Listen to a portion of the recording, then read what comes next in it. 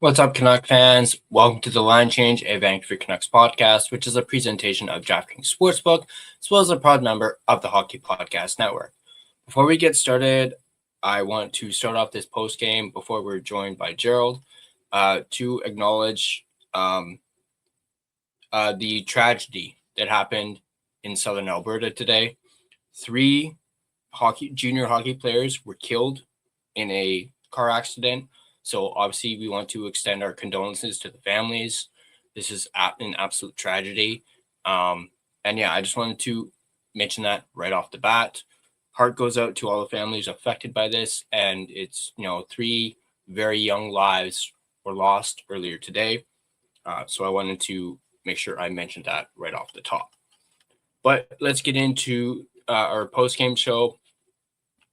And let's go ahead and start off with the goals. Obviously, a 6-2 loss for the Vancouver Canucks.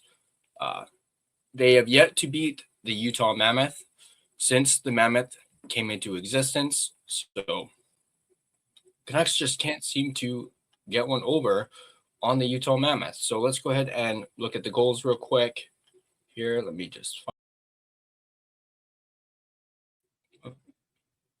All right, so first period, Nick Schmaltz, and we'll get to him a little bit later. With his 20th of the season at 3:34 of the first period, assisted by John Marino and Barrett Hayton.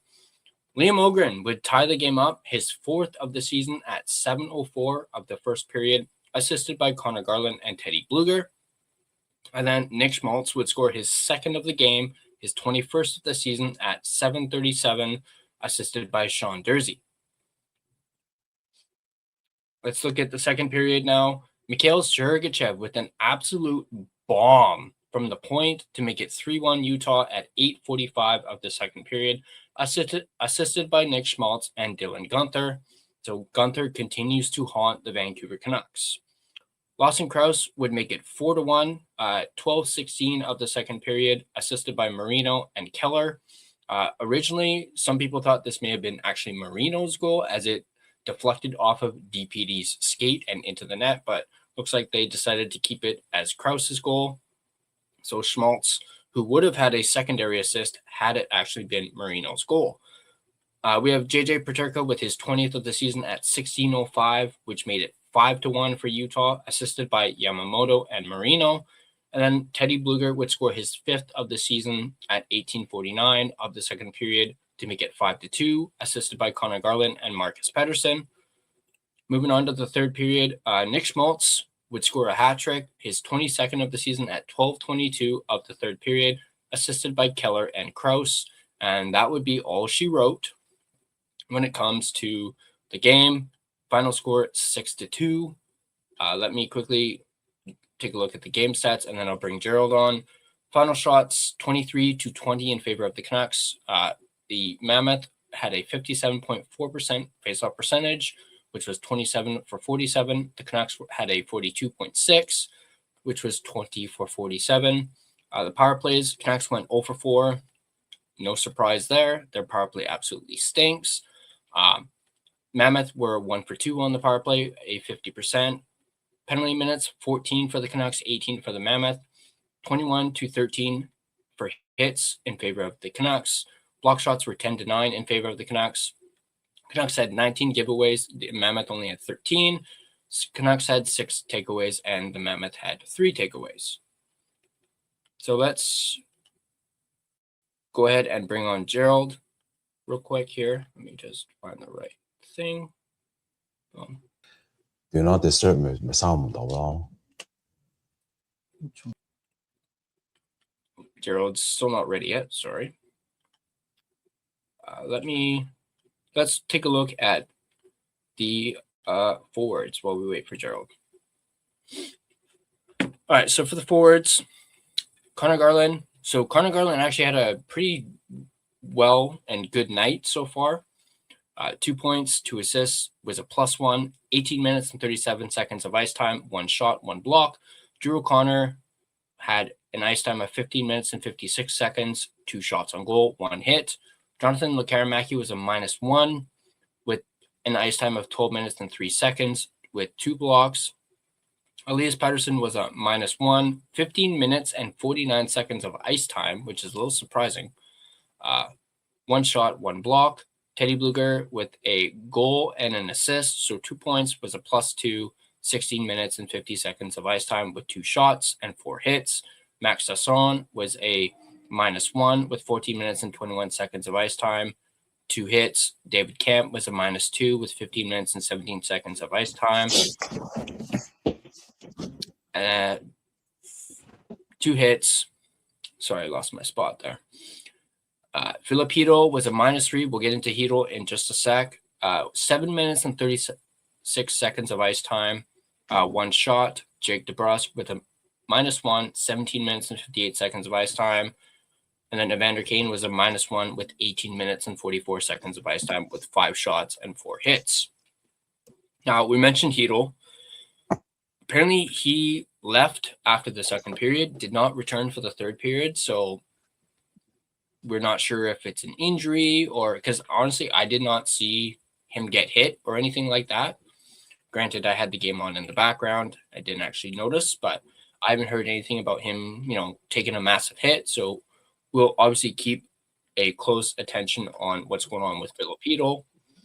But moving to the defense, Tom Willander was a -1, 17 minutes and 59 seconds of ice time, 2 hits.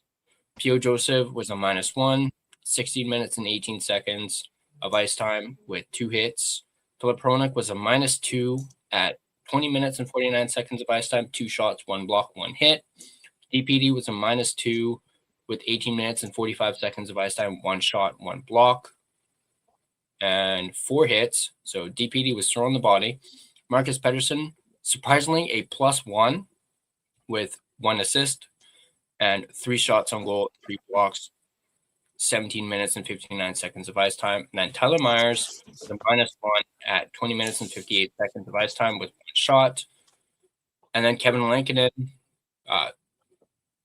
14 saves on 20 shots, 6 goals allowed. So a 700 save percentage in this game. So Lankinen did not have his best night.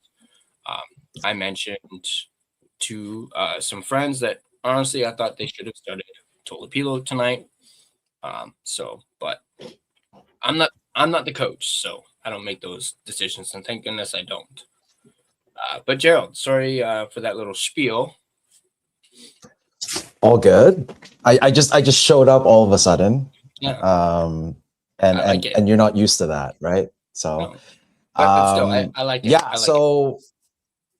We've made a small tweak here and there. So now, if Tyler were to drop off at some point, I'll be able to hold the fort. So I've gotten the admin for this channel or for this StreamYard. So hopefully things get a little bit more smoother. I just want to say hi to SGA, Bobby, and Swervin Irvin. Thank you for joining us. And Hangia, it's not the keys. It's just I'm a backup, just in case Tyler's under the mountain and he's lost within the data. On the side, not exactly. Under, on the side of it. On the side of the mountain, yeah, exactly. Yeah. So, So sorry, 3 stars.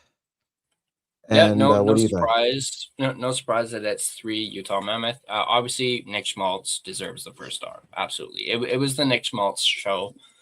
He seems to always, burn us whenever we play him. I can't remember, is Schmaltz a UFA or was that last season? He was a UFA. It was last season. People are trying to. I don't know. I actually had my eye on him too. Mm-hmm. I did as well. He's a center. He's a center. He would have worked out for the Canucks, but obviously he's staying with Utah, which I would say is a great decision. The Mammoth are an up and coming team, and you have pieces like Ian Cole that are there to protect these new kids. Is Utah's win, but Vancouver's loss, because in the offseason, Ian Cole decided to go to Utah and not re-sign with Vancouver. I think this was maybe 3 years ago. and it's Yeah, probably 2 one or of the 3 better years ago. decisions. Yeah, one of the better decisions for Utah for sure. Yeah, definitely. And like you said, they're an up and coming team. I know they're without Logan Cooley right now, which is quite the blow because Cooley is one of their top centers. So Schmaltz is actually going to be a UFA this upcoming season. So this upcoming off season, he will be a UFA. I thought that was right. I mean, I think he's going to have a when lot I of was suitors. looking, I think the reason why Nick Schmaltz's name came up was, I think it was last season or the season before, looking for potential trade opportunities and Utah. I think that is why his name came up. He had, I guess, one more year left. That's why I was looking into it last year, and it would be someone that Utah would have traded if they're not able to re-sign. So that's probably why. So thank you for Swervin Irvin and Steve Japan for reminding us, and welcome Japan 4. Wow, we have Swervin Irvin with the stats: 29, 6 feet, 184 pounds, right hand centerman. That is why I was looking for it, because he's a right-handed centerman. Yeah, what was it today? Like, he played with Krause and Keller, and that that worked out very well today. Obviously, Schmaltz having the hat trick, not his 7-point game, but obviously a hat trick is still nice. Krause almost got a goal.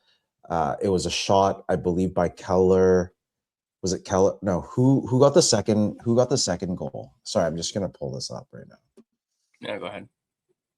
And it deflected off of DPD's foot as opposed to Krause, because Krause was actually in front of the net. Yeah, they gave it to Krause, but they actually gave it to Krause? I thought it should have been Marino's goal because it did deflect off DPD and in. But I think they originally said Marino, which would have given Schmaltz another assist, so he would have had 5 points, not 4. But I guess they decided to keep it with Krause. Assist. Yeah. So Schmaltz would have had the secondary assist instead of Keller. Well, it's fine. Yeah. Yeah. So I guess they because I think they so they didn't bother to give it to Marino.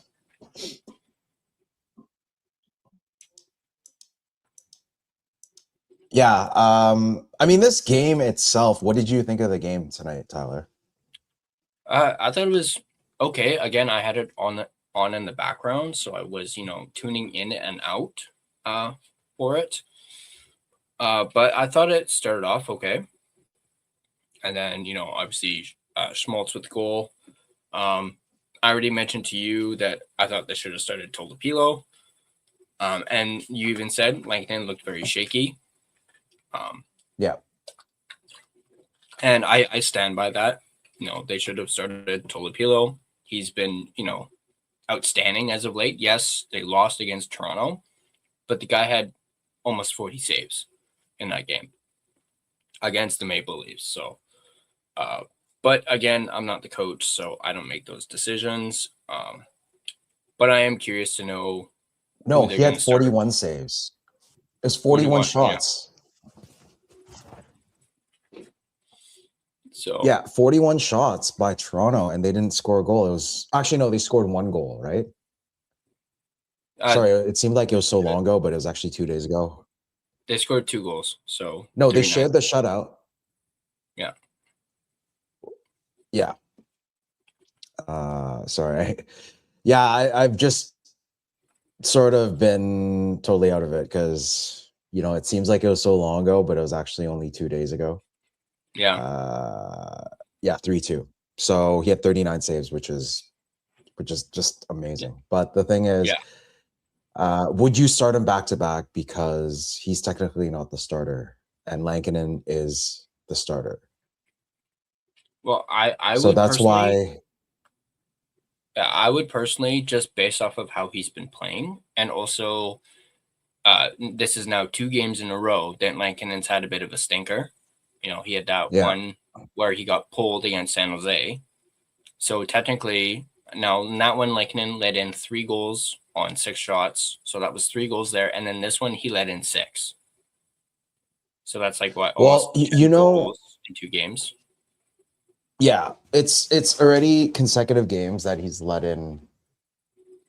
Yeah, quite a few goals, to be honest.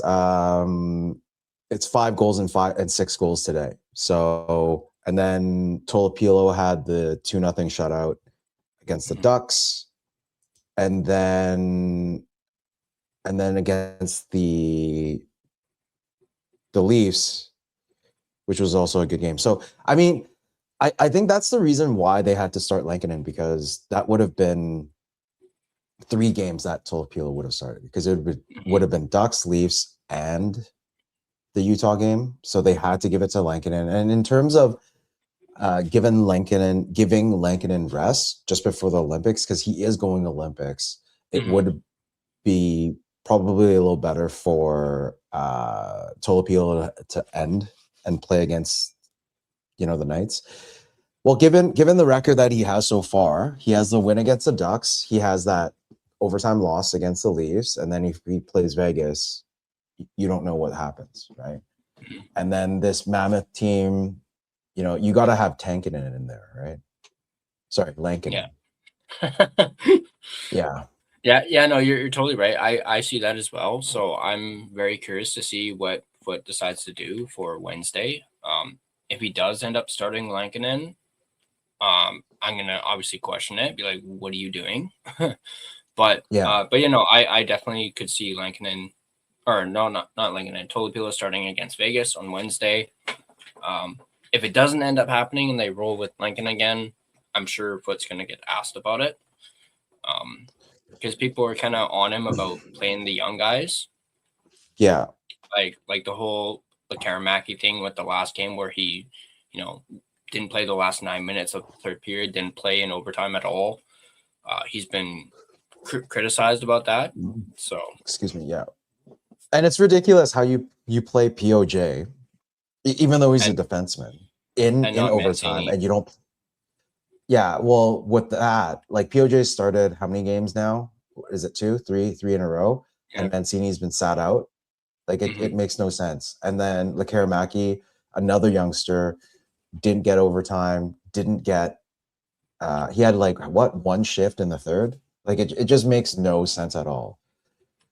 Like it goes back to what I've been chirping about giving the kids playing time, and if they make mistakes, let it be, man. Like it's not like you're trying to make the playoffs. When is there time for you to actually let young kids play and make mistakes? It's right now during this so-called tankathon. And benching a youngster, like what does that say to them?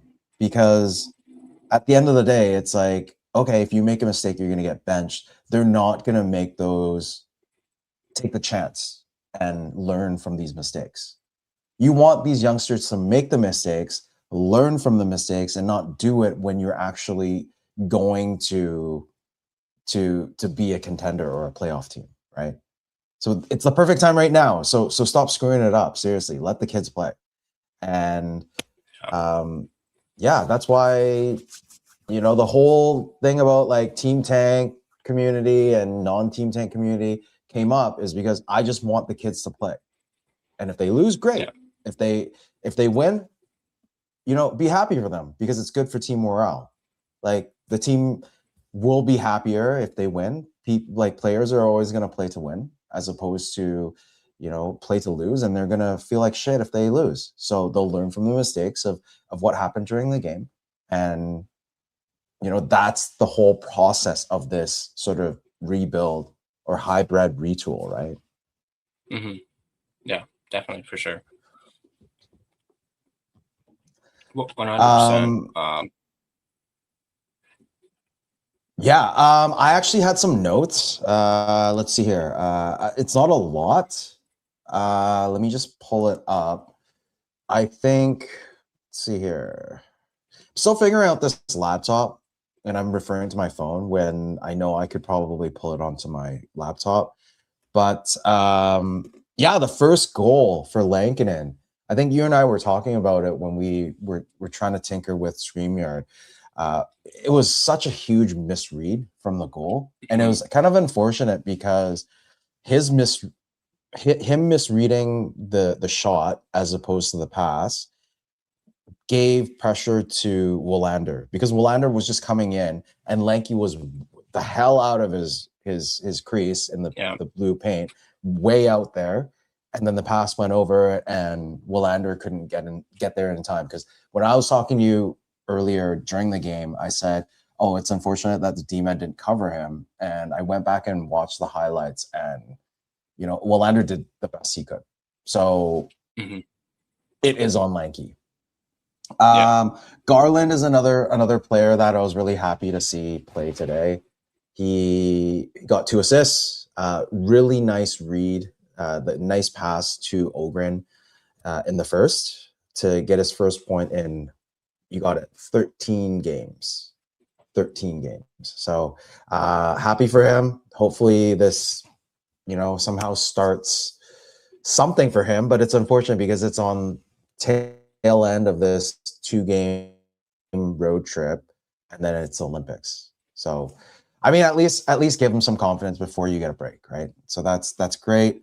I thought the line of Garland, Bluger, and Ogren played very well. I think it reminded me, especially on the Bluger goal, it reminded me of the days when it was Garland, Bluger, and Joshua. Like, it gave me that kind of feel, because Garland and Bluger actually had that chemistry back then because of that line. And now you add an Ogren who is just full of speed, and Garley can also be, a speedster, and just very tough to play. I think this line works very well. It's just unfortunate because I think Bluger, his 5th goal in 9 games back. And it looks like he'll probably be traded very soon. So it's very unfortunate for that. But yeah, that line is going right now.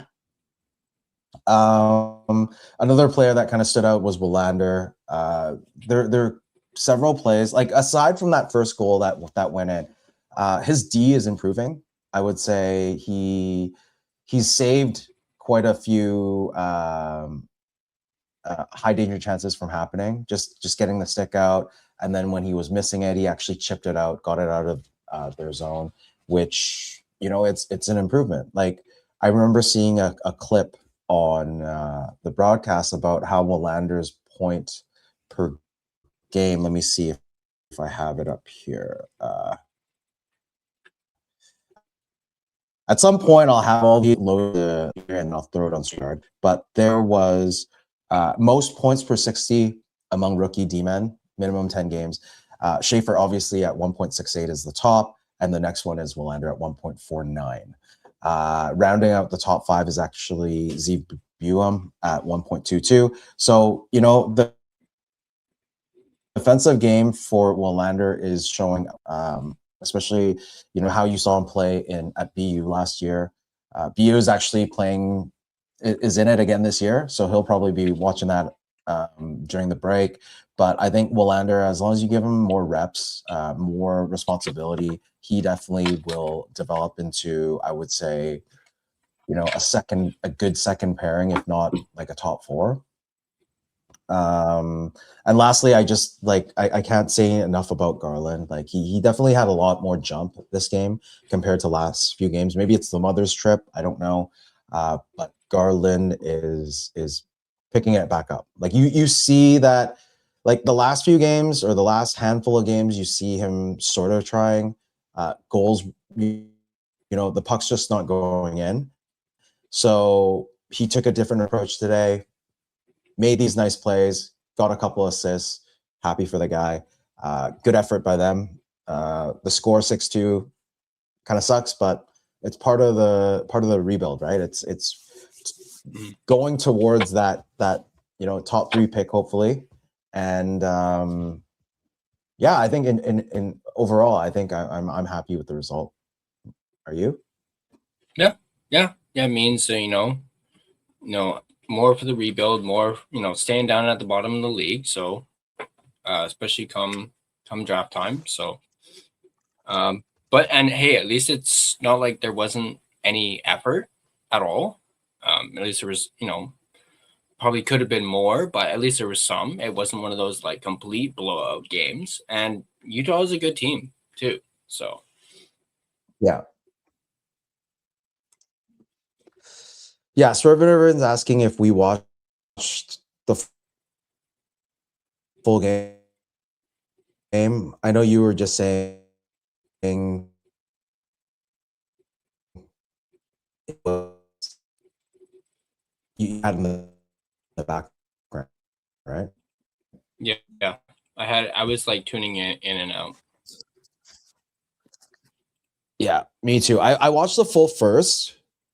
Kind of got distracted in the second. I was just trying to set up everything for the computer. Watch most of the third. So yeah, I don't know. It felt like they were chasing the whole time anyway. So I didn't really want to watch. So that's why I occupied myself with something else and had it play in the background. What is up, Russell? What's up, Russell? Russell in the house.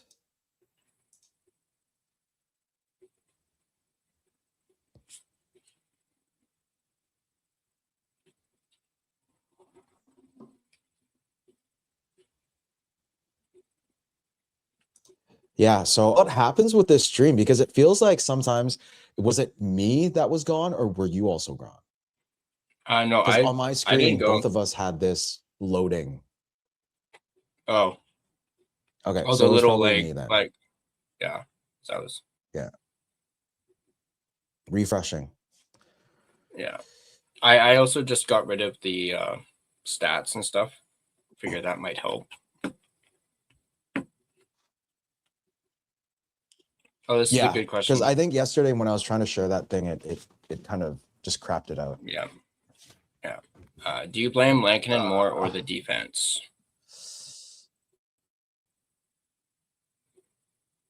Yeah. I mean, I call him Tankinen for a reason, right? So I think the D was okay, with exception of POJ. He made some, questionable moves, but that's POJ. But from that, it is.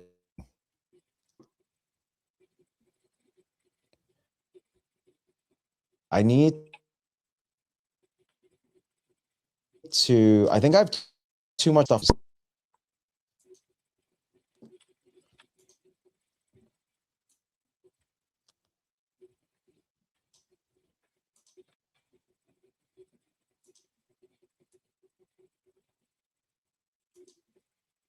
Yeah, Okay, hopefully Urban, that works out.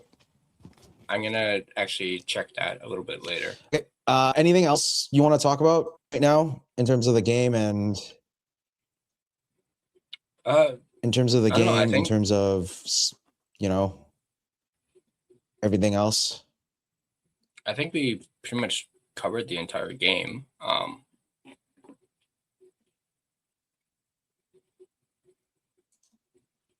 I mean, we haven't really touched a whole lot on Hedl, but also we don't have a whole lot of info on what's going on with that. Like I mentioned right off the top, I didn't actually see him like take a hit or anything like that, but apparently he didn't come out for the third period. So that is obviously alarming. And obviously, as soon as we hear, oh, Hedl's, injured, we obviously immediately think concussion. But again, I didn't see anything. Granted, I was in and out on the game. Let us know in the chat if you guys actually saw something that happened with Hedl. I'm sure Adam Foote's going to get asked about it after the game, and he'll hopefully have an answer on that. But, obviously that is alarming to see. Hedl's only been back a few games, and but we can answer this. Is usage of Kane baffling? Yeah. I think it's been I mean, baffling since the beginning of the season, to be honest. I mean, I'm at this point just ready for him to get the boot, like get rid of him at this point. Well, it's bound to happen because what we've been hearing, I don't know if you saw the rumors about the Avs offer. So there was an offer by the Avs for Kane, and it'd be a 2028 third round and a 7th in this round or this year's draft. So I'm not so sure about that. I think the Canucks are hoping for a pick in this year's draft as opposed to one in 2 years' time. So that is one of the issues I think surrounding that Kane draft. But it also comes down to that draft the cap space that we talked about a couple streams ago, right?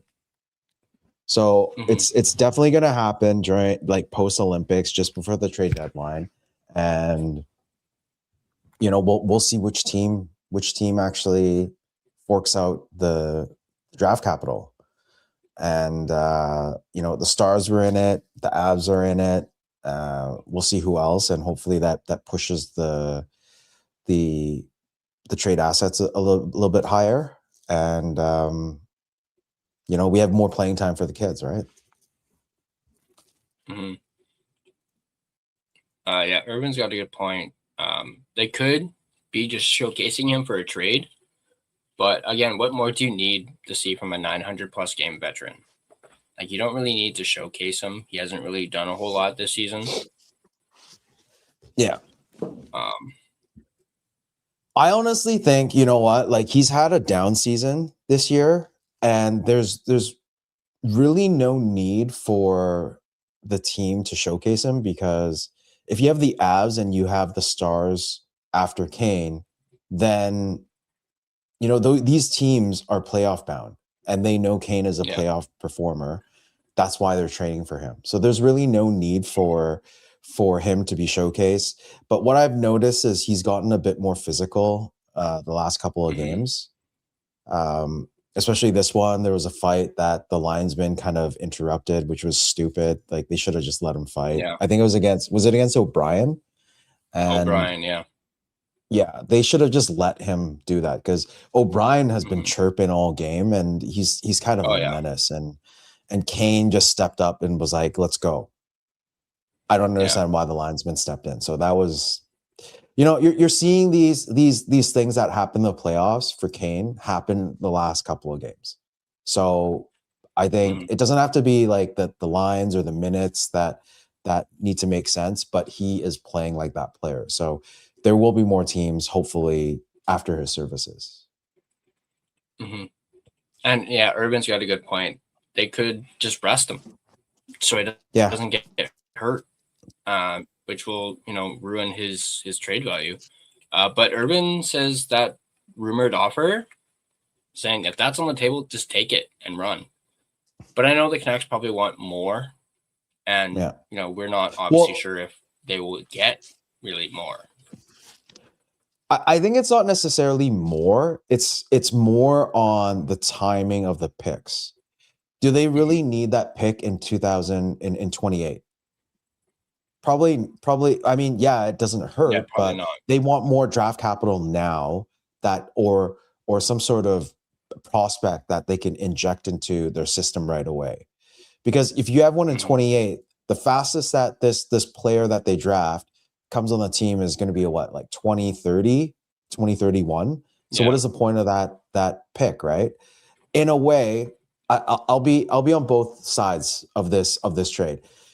Yeah, you're getting a 3rd and a 7th, which is more than the 4th that you gave up, or more than, like, obviously the casualty was Podkolzin, which was the 4th, but you trade Podkolzin for Kane, and then you get a 3rd and a 7th, which I guess is fair in a way, but that's 2 more years down the road, something that you can't use for like at least 5 years.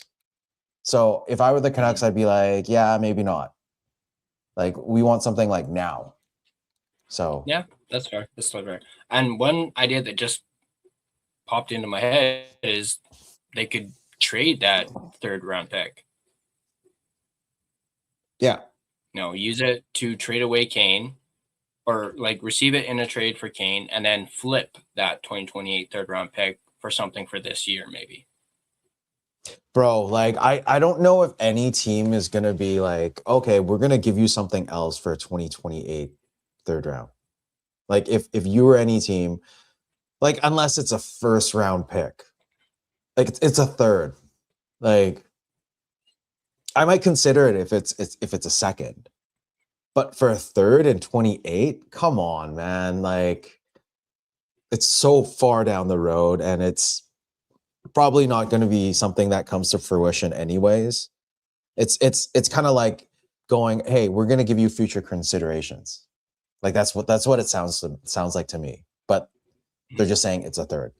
So yeah, at least Kane's not hurt. Well, you could always attach it to maybe a Bluger. I don't know, but to get a 2nd. I think I'm in just under the draft? mindset just trade Kane, just get just get Kane off the team. That's my whole mindset. Just get him off. No, but seriously, at this point right now, looking at the whole Canucks roster and what we have left as a team that's selling, you basically only have Kane and Bluger and Kempf. And aside from that, these 3 players, there really is nothing else that you can trade unless there are players like Garland that you're willing to let go, which I know management is not wanting to because he's more of a culture guy. There's DeBrusque, who has, I believe, a no movement clause, which he needs to request it, or they have to go to him. But there really isn't much that you can do from now until the trade deadline, right? So yeah, get as much as you can for Kane. I believe at the beginning of the year, people were saying, oh yeah, we can get a 2nd. Bro, there's no way we can get a 2nd. No. We'd be lucky we can get a 3rd. I mean, I was one of those people that said, oh, maybe we can get a 2nd. But he's been playing like shit this year, so no, that's not happening. But yeah. Is there anything else down here? Irvin, if I'm the Canucks, I'll just pull the trigger on the trade, flip the trade if they really want a pick that happens sooner. Yeah, but like I said, it's going to be very tough for a team to take a 2028 pick, not really knowing that draft that's 2 years from now, and say, here, we'll give you a pick in this year's draft. Would you? Like, you would definitely have to package it with something else. And picks, there's something that it's so intangible, even though people are like, oh yeah, I'd rather have a 1st. I want a 2nd. I want whatever. Like, those things aren't guaranteed. Like, it's not like a guaranteed where you have a player where there is some sort of sample size. They've played and you know what you're getting. And you also need time to develop them. Right. So yeah, I honestly, in my personal opinion, I feel like unless it's a 1st and a 2nd, anything else is just future considerations. Like it's just, it means nothing to me. But some teams, take it as, oh yeah, we want it. Then fine, take it. Mm-hmm.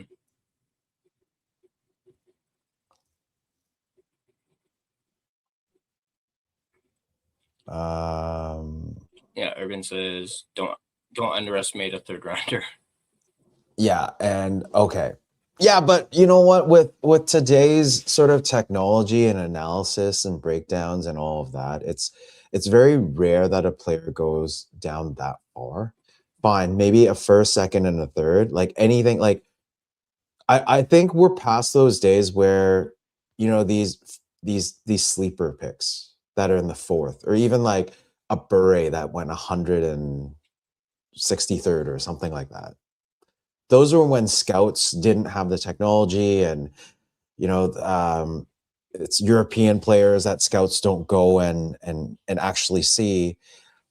There's only a few scouts that see them and see the potential. But yeah, I mean, back in when Petey was drafted, I think it was it Thomas Gradine that was very high on Petey, and then no one else really even had Petey in their top 10 list. So given now that's 8 years ago, yeah, I'm pretty sure a lot of the scouts know what they're drafting and taking. Yeah, with exception of maybe the Rangers. But yeah, like the Rangers have just shit luck with their first round picks. It's terrible. It's, you know, they had a first overall, a second overall, a ninth, and God, I don't even remember. And all of them have been just duds. I mean, we got Kravtsov from Rangers, and what happened to him? And then there's Lafreniere, like he's still on the Rangers, and he was first overall for God's sakes. And what's happening to 6 him? years He's ago. more like, yeah, and he's more of like a trade chip than anything else. It's not like, oh yeah, this guy's, you know, teams are looking for him. It's just, you know, something that can work out a trade, I would say. Yeah. This, yeah, Tyler and I haven't really talked about it. Actually, we did briefly talk about it. And I think we talked to Wit of Uncensored also of doing like you know, once if the channel that I'm starting comes up, we can do like a 3-channel live stream, and we can just whoever does it. Maybe I'll like one of you guys do it and add me into it, and then we'll do like a 3-channel live stream for the draft. But right now, I have sort of given myself a deadline and given the person I'm going to be doing this channel a deadline of March the 5th. So that is probably going to be the first time that we'll see a channel. Still kind of thinking of a name for the channel. So I will finalize this within, you know, the next week and a bit, and I'll bring it up to you guys. Or if you guys, you know, have some cool names that you think would work out for a channel, you know, throw it out in the chat. Let us see. I'll also talk to Tyler about it and see, you know, what he thinks that would work for a channel. I'll reach out to Clay also, but I'm thinking on the lines of some sort of therapy. So we'll leave it at that. I like it. I like it already. I mean, I was about to say, unfortunately, line change is taken. Yeah.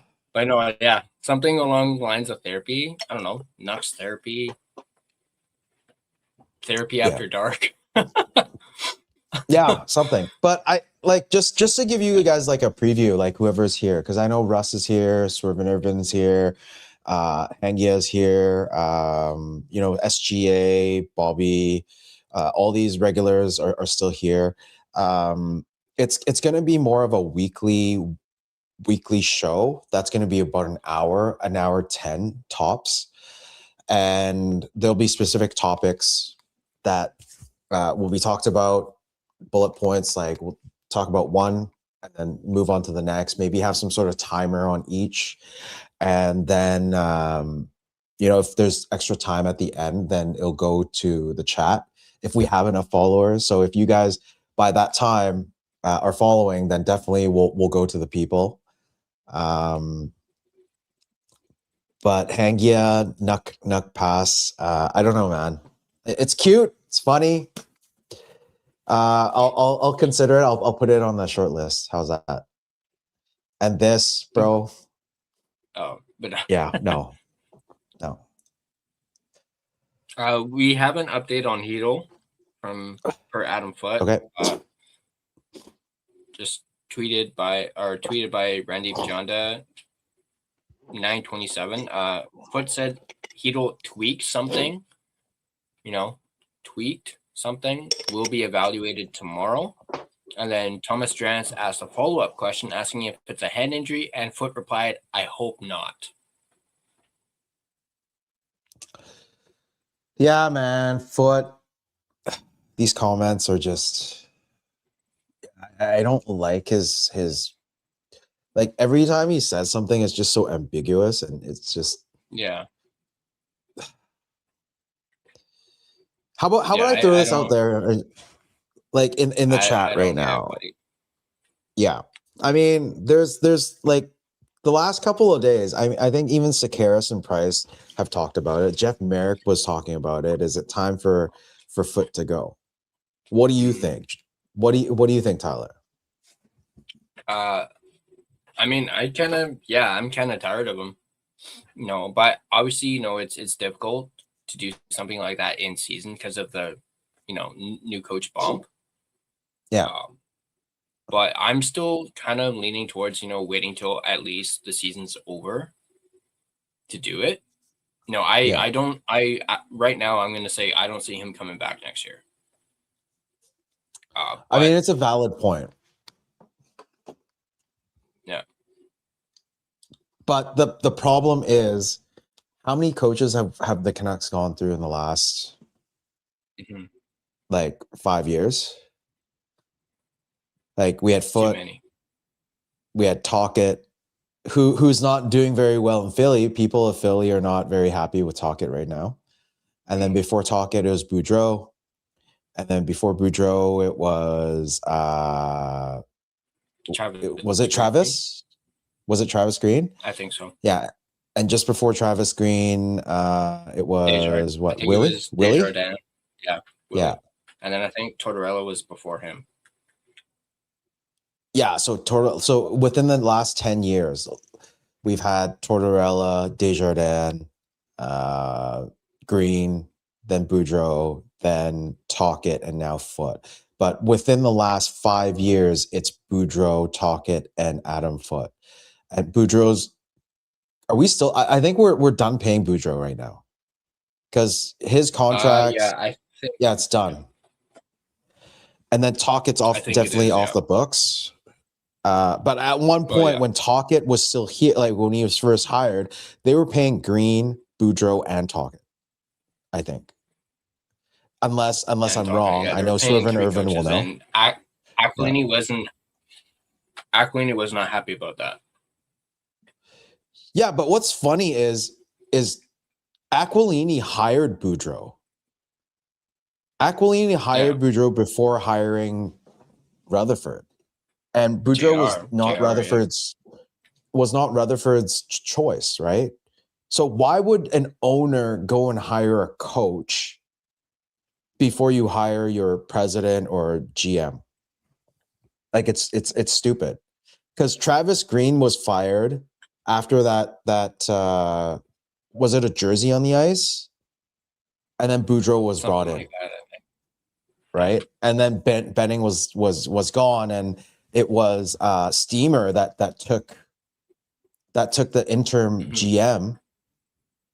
So yeah, it made no sense to do it in season. It was because he was worried about the fan base and jerseys were thrown on the ice. And then you go and hire a coach on your own and then have your alum, like your Hall of Fame. Well, I don't know, like one of your retired, in the rafters players as your interim GM. Like that's another question I actually kind of want to talk about is ownership. It's something that I was talking with one of my chat groups today, and they were talking about Kane and how one of the guys said, "Yeah, you know what? I'll drive him to the airport myself." And then another guy jokes and says, "Yeah, you might as well, drive Patrick Alvin and Jim Rutherford to the airport while you're doing that." And then another person goes, "Yeah, maybe you should drive Aquilini." Take Aquilini in that car too, and then drive him off a cliff. And then he goes, actually, no, because he has money. And there's no one else in the city that would be able to buy the Canucks right now, unless it's like an American owner. So if an American investor came and bought it off Aquilini, would you be okay with that? Yeah. I mean, if it was like a group that would buy the team, then maybe if that group included, guys like Michael Bubble, freaking Ryan Reynolds, maybe, heck, or Irvin just said it, maybe even Jim Pattison, considering he owns just about everything, at least on the North Shore. Yeah. I mean, with the names that you named right now, what intrigues me the most is kind of assembling the BC Avengers. So it would be like, Ryan Reynolds. Yeah. You got Bublé, Colby Smulders, who was actually part of the Avengers. Maybe even the Seth Rogen. So if you group these people together, I was about to say, Seth Rogen, yeah. Like you could have an ownership that's not really one-sided. Like you would have 5 different shares of it, and these people would do what's best for the team, as opposed to you have one guy who's there who is basically a fan trying to play GM and then controlling GMs, and at some point he had a puppet called Jim Benning. And now, he's not willing to sell, but it would be nice if something like that happened. I mean, even if Ryan Reynolds, like you look at the team, that football team, soccer team that he has in Wexham, and they're doing great. So you need a culture person, like you need an owner that actually gives a shit about their team and does what's good for the team, as opposed to, we drafted this guy, Petey. I'm willing to throw him as much money as possible for him to stay, as opposed to doing what makes sense and trading him. I think we talked about it the other day about how, that Carolina deal, it was for Petey that was vetoed by Aquilini. Like people are just so down on the management. They actually tried to do something, right? But at that point, it's also another issue is that I don't know if the offer was before JT Miller was traded away or if it was after. So if it was after the JT Miller trade, then it would be a full teardown rebuild at that point, which they never said they would. Like they'd never use that word, right? So if they actually did it that year, then I think a lot of people in the city would be happy because it's an actual rebuild. Then at that point, does Quinn Hughes stay around? Because if you get something in return like Ignatius and a I'm drawing blank, Kotkaniemi and another pick, would that change the team to a place where you have 2 players as opposed to this one 11.6 player? I mean, Ignatius, I think he's getting paid 8.8, if I'm not wrong. And that's definitely a lot less than what PD is getting paid. And then you have Kotkaniemi that's making, I honestly don't know how much he's making, but 4. I think it's 4 or 5. The 2 combined is definitely less than PD or around the same price. But if you wanted to cut, contracts, you could trade away one of them and you'd still be fine for the cap space. So that is a point in Canucks history where if they actually made it that trade, things would be a lot different. The trajectory would definitely be a lot different. And that comes down to the owner who vetoed the trade. So that's why I'm bringing up the whole ownership thing. Yeah, I think Irvin's right on this. I think that original offer that involved Natchez, I think it was a tactic to lean on PD. Because that was before the Miller trade.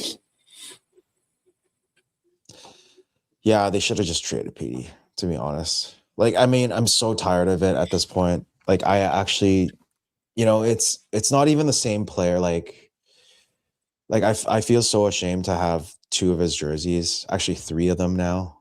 And it's ridiculous that he's gone from a player that was so exciting to watch to this hold, pass, skate, drop like Bambi. It's bro, I can't do this anymore. And this, just going back to what we're talking about, yeah, I want to say that too because I have PTSD. After Michael Heisley, with this, it just makes me. But the thing is, there's no way any like I don't think they'd allow the team to leave Vancouver.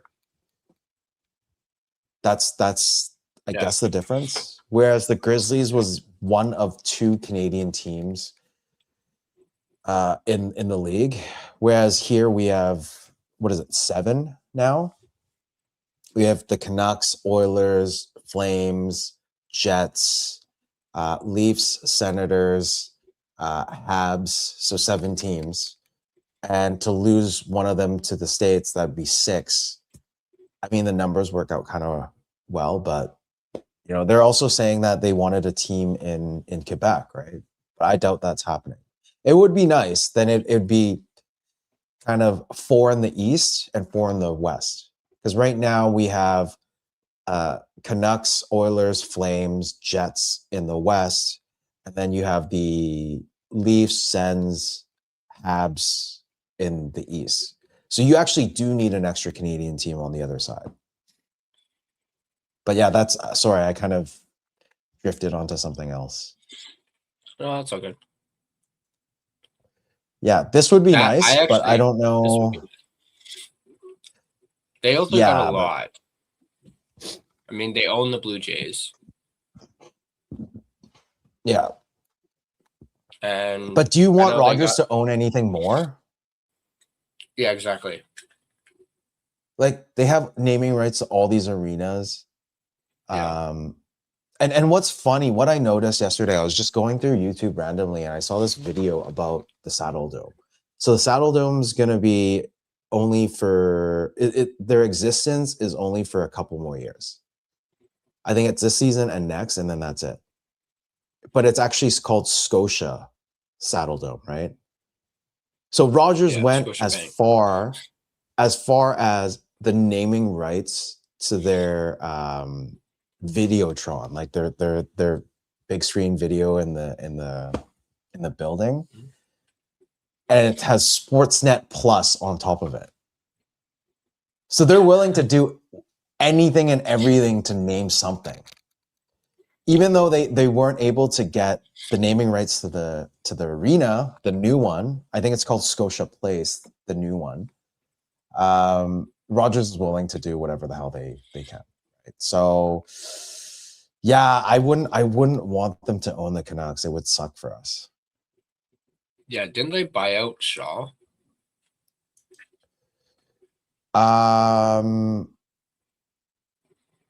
No, it was shit. Let me think. So Shaw became Freedom, and they partnered with Videotron that is out east. That's why there's Freedom Mobile right now. Mm-hmm. And Shaw used to be with, because they piggied with someone, I can't remember. But yeah, that's Shaw's totally gone for the mobile side of things. Yeah. Because yeah. 4.8 until 2030. I think that's Kotkaniemi. Yeah, that's Kotkaniemi. Yeah. And this one. Yeah. Yeah. This is another sort of blemish in Canucks history. Like, think about it. If Benning didn't do that trade to save his ass, they would have had a chance at, that was lose for Hughes year. That would have been lose for Hughes year. And, but we wouldn't have Garland. And we also wouldn't have the OEL buyout, right? Hello, Tolo. Not too sure. This is a new name 60? I haven't seen before. Yeah. Welcome. I like the name, Tolo.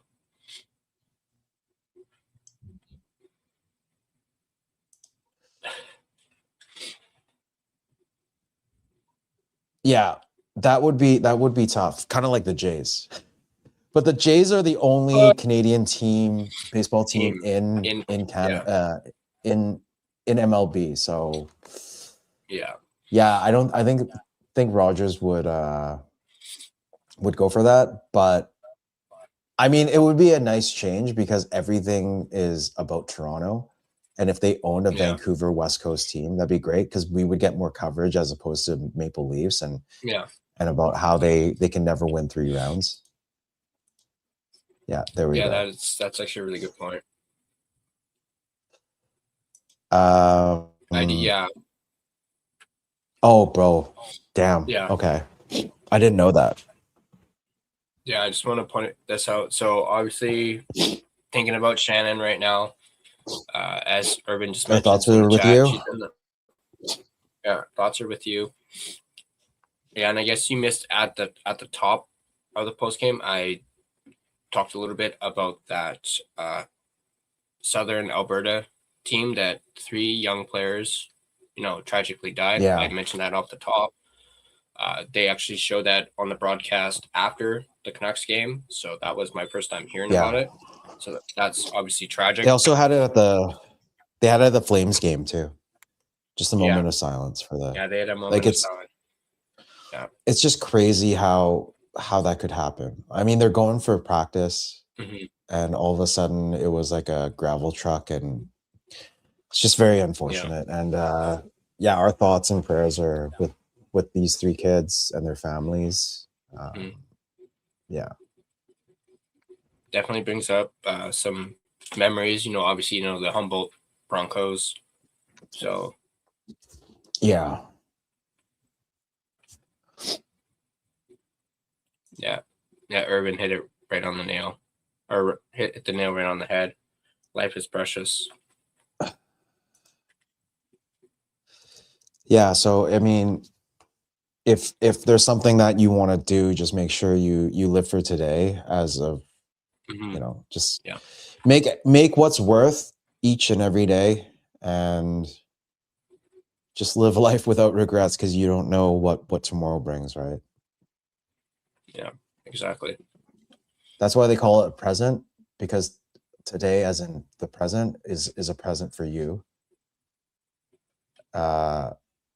As opposed to yesterday is the past, but today is the present. It's a present so you can have an extra day to do what you want to do, right?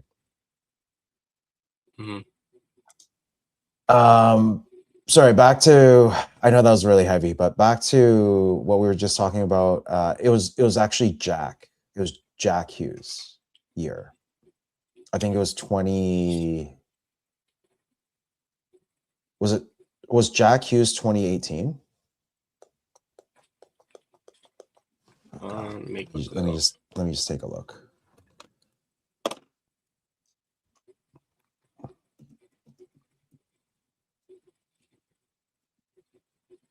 $2019. 2019. Okay, yeah. Because the Canucks got Garland, just before COVID year, right?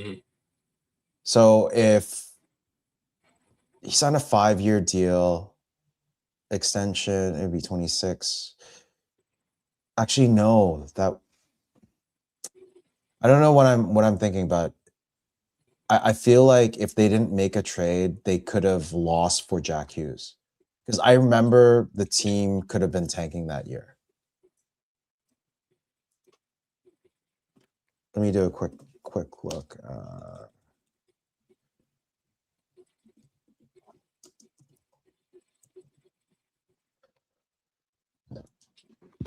Yeah, Urban mentions that it was in 2021, the OELD deal, basically skipping out on the 2021 draft.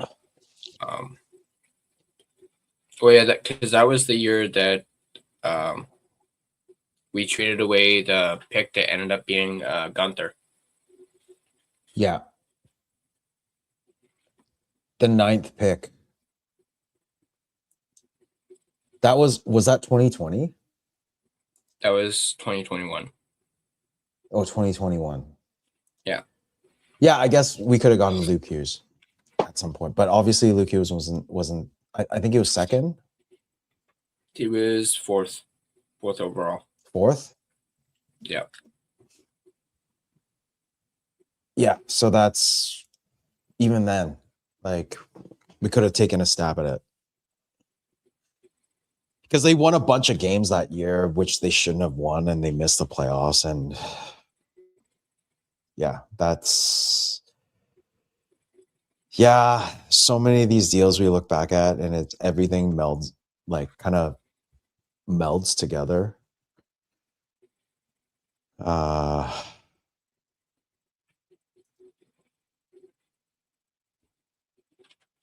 wow, I didn't realize that the Coyotes forfeited their first round pick. When? For the 2021 draft, due to violations of the NHL Combine testing policy. Yeah. It's kind of like how the Sens lose their first round pick this year too. Mm-hmm. Right?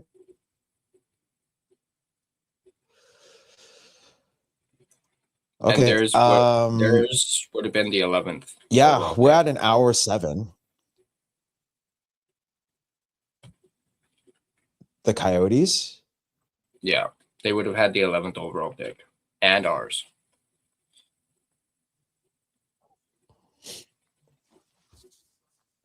Yeah, that was such a terrible trade, to be very honest, looking back at things. Yeah. Like, we sent Jay Beagle, Eric Erickson, and who else? Roussel. Was it Roussel too? Yeah, I think it was Roussel. So those 3, and was there a pick involved, I think, just to get and the first to get OEL and Garland. Like, come on, man. Yeah, so the 2019, so this is what I'm thinking. Instead of drafting Podkolzin, they could have drafted someone else. That is like, let me put it this way. Instead of getting the 10th pick, if they lost more games, if they didn't have that bump and they didn't, win more games near the end, which was just stupid, they could have had a higher pick. And they wouldn't draft Podkolzin. They could have drafted anyone else, to be honest. And when it comes to that draft, the top 10, within the top 10, you had Jack Hughes, Capo Caco, Kirby Doc, Bowen Byram, which would have been nice. Zegras, Broberg, Cousins, Schneider, Turcotte, like any of those right now are still a hit, to be very honest. We could have even gotten, instead of, if we didn't draft Podkolzin, we could have had Matt Boldy, for God's sakes. And look at how well Matt Boldy has developed in Minnesota, or even Cole Caulfield. Yeah, that was a year that was an interesting year. If you look at that year, that draft, it was actually pretty decent. Here, let's test something here.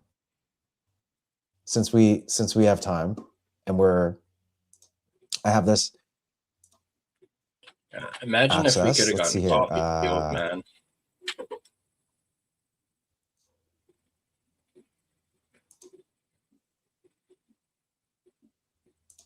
Whoops. There we go. Nice. It works. Okay. So yeah, look at this. The players that we could have gone instead of Podkolzin right here.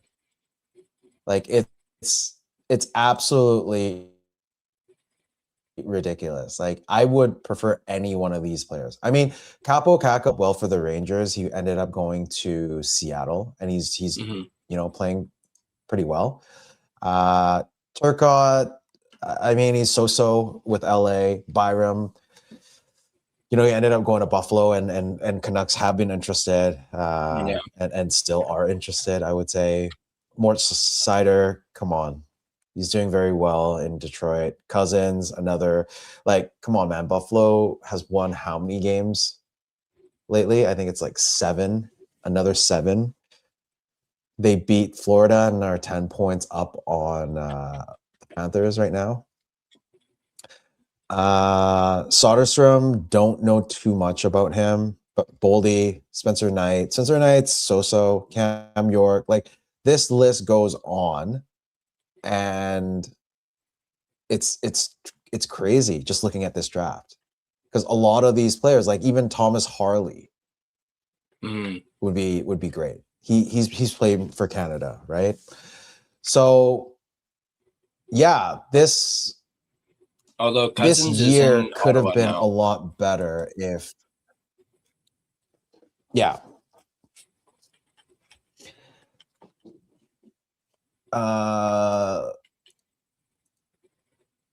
Richard, let's see here. Pause was fine. It was an asset circumstance, and now Besser, Marcus Pettersson, and Demko. Yeah, it made no sense. I think Irvin was talking about it a couple days ago about how Podkolzin was traded to Edmonton, so there was room for these two players that they ended up signing. I think it was Heinen and God, I already forgot what that guy's name is. That he played here for 9 games and then left, and we traded him off. No, it was a forward. He was here for such a short duration that Sprong. I already forgot about him, but he scored in this first game against as a Canuck. It looked okay, but offensively, he was an offensive player that didn't play any defense. So that's why that was an issue, and especially playing for Tocchet, that's a no-no. So yeah. Anyways, we're at 1:13. Should we continue going, or let's actually cut it to an hour and a bit this year or this time? Well, unless we can go a little bit. We'll throw this out. Are you tired? No. Okay, we can go a little bit longer. How about this? During that, a couple streams ago, I think was it the Ducks game? I think it was the Ducks game, right? We said we had a few people come on, and then we ended up saying no to some of the viewers on chat. We promised we'd do an open house. How about we do that now? We'll do a quick open house for, let's say, half an hour. Yeah. Open mic. We'll do an open mic for about half an hour. But before that, Tyler's gonna do his mid-show sponsor read. Are you guys down for coming on for open mic? Give me a W in the chat, because we promised you guys this. We would do an open house because last time we didn't have enough time, and we have a bit more time today. So let's go for it. Whoever's still in the chat. So we have 80 views on X, another 7 online change. So on YouTube. We're at 92 now. Is that number actual right now, Tyler? Yeah, that's real time. Click the little eye beside the time. The timer. That's real time. So that's real time viewers or views? Viewers. Okay, so we have 9 now. Okay, Swervin's not gonna jump on. Anyone else? Okay, this is your chance if you want to do open mic. Okay, we'll give them some time. Why don't you do your sponsor read? And all right. I'll do that. I'd like to thank my main and primary sponsor, none other than DraftKings, which is an official sports betting partner of the Super Bowl. Hang on, where is it? Super Bowl 60 deserves a sports book that's built for the moment. DraftKings Sportsbook, an official sports betting partner of Super Bowl 60, puts you right in the center of the biggest game of the year. Anything can happen during the Super Bowl, and DraftKings has your back with early exit. If your player goes down in the first half, you still get paid in cash when your bet settles. No bonus bets, no waiting. While other sportsbooks don't offer injury protection, DraftKings covers the entire first half, even the second quarter. An early exit works on live bets too, pregame or in-game. DraftKings has you covered. Super Bowl 60, a rematch from Super Bowl 49 between the Seattle Seahawks and the New England Patriots. Seahawks pass rush versus the Patriots offensive line. Seattle's front, Leonard Williams, DeMarcus Lawrence, Boy May look to pressure Pats QB Drake May, challenging a potentially weaker Patriots O-line. Are you new to DraftKings? New customers can bet just $5 and get $300 in bonus bets if your bet wins. Download the DraftKings Sportsbook app now and use code THPN, that's code THPN, to turn $5 into $300 in bonus bets if your bet wins. In partnership with DraftKings, the crown is yours. Gambling problem? Call 1-800-GAMBLER. In New York, call 877-8-HOPE-NY or text HOPE-NY. For Connecticut, call 888-789-7777 or visit ccpg.org. On behalf of Boot Hill Casino in Kansas, wager tax pass through may apply in Illinois. 21 plus in most states, void in Ontario, restrictions apply. Bet must win to receive bonus bets, which will expire in 7 days. Minimum odds required. For additional terms and responsible gaming resources, see dkng.co/audio. This is a limited time offer.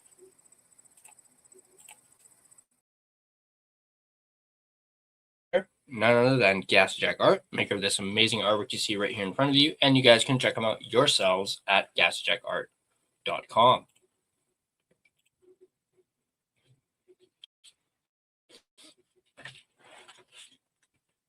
All right. So anyone willing to jump on for open mic, I can post the link in the chat. Justin, you got some fire you want to spit? Yeah, let's bring on Justin. Or How's heck, that? if Hi, Simon. How's it even going? if Russell's still here, let's get Russell on here. I don't think he's here anymore. Hey, just to throw it out there, if anyone on X is watching right now, you want to jump on, come on over to the YouTube side, and we're glad to, let you spit some bars with us.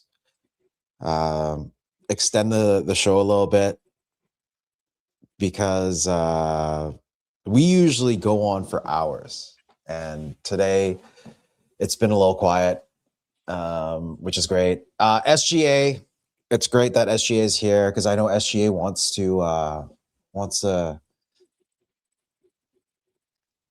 come on. He wanted to come on that last post game, so this is your chance, bud. Tyler, how do you put it in the chat? I just did it.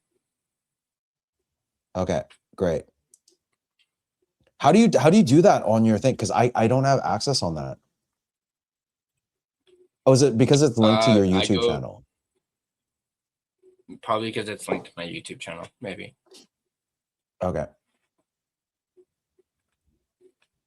But we'll do 3 minutes, depending on how many people we have. So just keep that in mind. Sweet. All good, Swervin. I know you'll have more takes. You've used all your takes the last couple of days, so. And I actually do want to know where Russ is.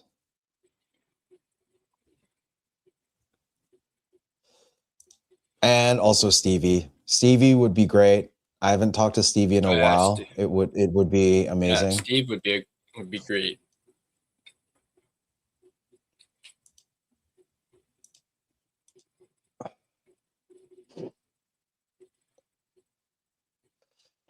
This sounds so weird, man. I gotta reload. No bullets in the chamber. Gotta reload. Okay. Anyone wanting to come on today? We're giving you the chance right now.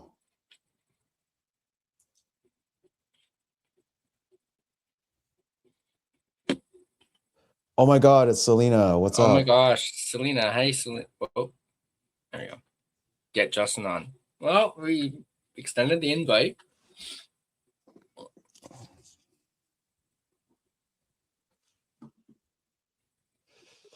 I'm actually very surprised we have 90 people on X right now. We got Justin. Hey guys. What is up, brother? How's it going? What's up, buddy? What's up, guys? How you doing? Good. Rough game, eh? Nice shirt. Thank you. Survivor Series, Survivor WWE Series. Vancouver. So I think got I had a that Cody exact same Rhodes. one. Yeah, I got a Cody Rhodes Vancouver Canucks themed one as well. So bit of a wrestling fan, so got a rep. Did you watch on Sunday? I watched a little bit. I didn't see the full thing, but I saw a little bit of the men's Royal Rumble, so that was pretty cool. So yeah. What about you guys? Nope. I was Nope. I was at the movies, and Tyler, I'll let you go. Sorry. I didn't watch it, but I kept up with X and whatnot, and didn't really watch it. I haven't been watching as much as I used to, but I was really happy about the women and who won. So Yep. Should be an interesting road to WrestleMania, so we'll see. We'll see how that goes. So, but yeah, sure. But let's get back to Canucks talk. Justin, do it. got any takes from this game tonight? Another one in the That's tank horrible. chamber. Another one in the tank chamber. It was just brutal. Like Utah was just skating circles around us, honestly. Like it's great to see, Bluger continue his strong play since coming back. And honestly, at this point with Hito's injury, I know they said he tweaked something, but it really makes you question, like, it's another example this season of just how shitty our medical team is.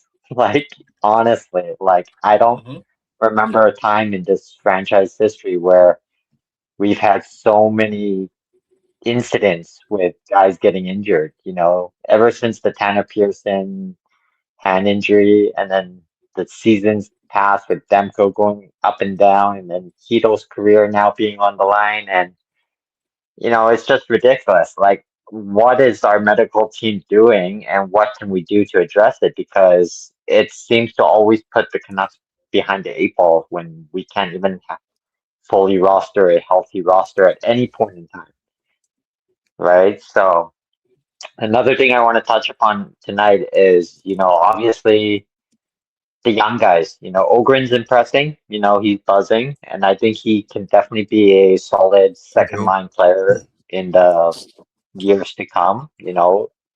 Continue to give him minutes. One thing that I did hear is that apparently they want to give some of the Abbey guys down in Abbey some time after the Olympics, which will be interesting if they call him up, give him some. Yeah, up here. So I thought that was kind of surprising because depending on who they trade out,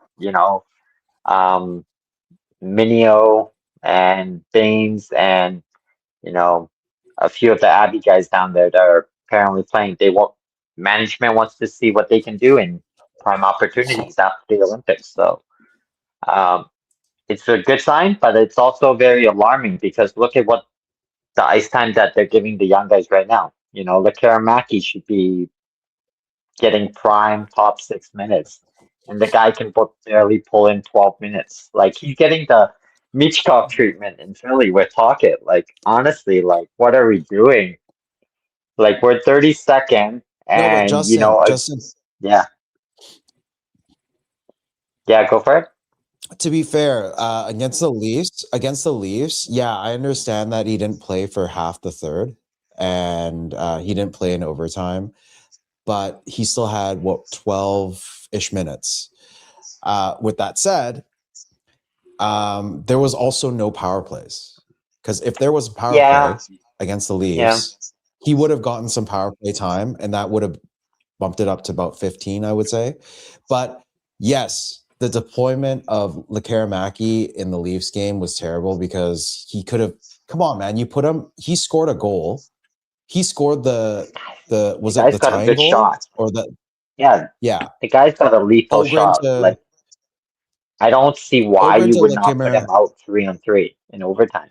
No, he made a defensive lapse. Like, there was a lapse Yeah, in but the second, and I've been chirping all this time. I said, "Come on, let the kids play. Let them make mistakes. Let them learn from their yeah, mistakes." And Adam Foote's not doing that. I also said on one of the streams that for all the people that want Adam Foote fired, is that they should give him a chance, because he's also a rookie head coach. So yeah. maybe give him some time. People are saying wait until the draft and then let him go. But at the same time, I feel like let him start the next season, see how it goes. Maybe he pivots, makes some adjustments, take some feedback, and it'll be okay. Because I don't want to see another coach come in for God. Like, I've seen enough coaches come in and out. But who would the next person be? Like, obviously there are coaches out there that we would be interested in. Yeah, And yeah. Justin, I know who you are thinking about, but give Foot some time. I'm with you, man. Honestly, like this team is probably at best 3 years away from, getting anywhere close to contending again. And that's if Yeah, everything is done correctly. Like, why not give Foot another full year? Like, and I think management is yeah, gonna do that because, you know, they feel like he got the short end of the stick, with all the injuries to start the year. So they're going to take that into account and they're going to give them a full year of hopefully guys staying healthy and letting guys, develop and play, right? So I don't know. I mean, yeah, Lekaramaki got 12 minutes, just over 12 minutes tonight, but I think he only had like a minute and a half of 5-on-5 time in the first period, which is like ridiculous because every time they post the game day lineups in practice, like what are we doing? Why are we scratching Ratu to begin with? Why are we putting yeah, Lekaramaki in the fourth line? Right? Like honestly, like he's not Yeah. gonna flourish down there. He's not gonna develop down there playing, 8 to 10 minutes a night. You gotta give him power play time. Even if you throw him on power play too, unit two, right? Then at least he gets a couple minutes to show what he can got has, right? The guy's got a good shot, and I that's what I'm scared of is that if we continue putting our young guys in positions where they are not going to excel, we're just going to stunt their development, and they're going to turn out to be like a Hoglander. He had a really yeah. good year where he scored like those, 20 goals, and we all of a sudden 21. thought he was going to, yeah, we thought he was going to be an up and coming key piece, and now the guy can barely get any points, and we might have to move Hoglander, right? So, like, you don't want to risk doing that with Lekaramaki. It's great that Willander and even Willander's getting scratched after one bad mistake is just like, just let the guys develop, let the guys learn from their mistakes. And this is the time to do it. You're in 32nd. You're not going to make a run for the playoffs. What do you have to lose, right? If Yeah, you want to, totally you agree. want to, you want to put all the young guys up against actual NHL competition because these are the guys that they're going to be playing against for years to come, right? So get a head start. And give them prime minutes. If they make mistakes, they let in, 4 or 5 goals.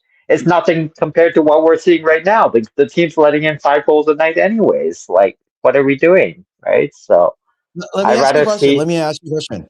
Who do yeah. you blame for the goals today? Is it Lankinen or the defense? I thought Lankinen had a very poor game. The guy was just swimming everywhere. I don't know what he was doing. His positioning was really off, but I think it's team effort. Like honestly, the defense is still young. The defense is still learning the systems, and I can't really blame the young defenseman because you don't have a steady D partner at any given night. You know, Willander could play one game and then get scratched the next. You know, and then Hronek's getting a different partner every single night. You know, it's just like, what are we doing? So we don't have a steady top six because we're testing different pairs out. You know, and just the guys don't have enough time to adapt to the systems because they're playing with a different partner on any given night.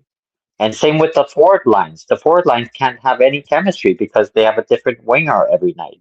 You know, I think the first line was like DeBrusque and Kane with PD, and then it would just be like DeBrusque and Ogren one night, and then they could be it, it's just a congested mess when it comes to the lines. We don't have a steady, consistent line game in game out. So what do you expect the guys to do? They have a different winger any given night, and they can't have the time to develop the chemistry to really do anything, right?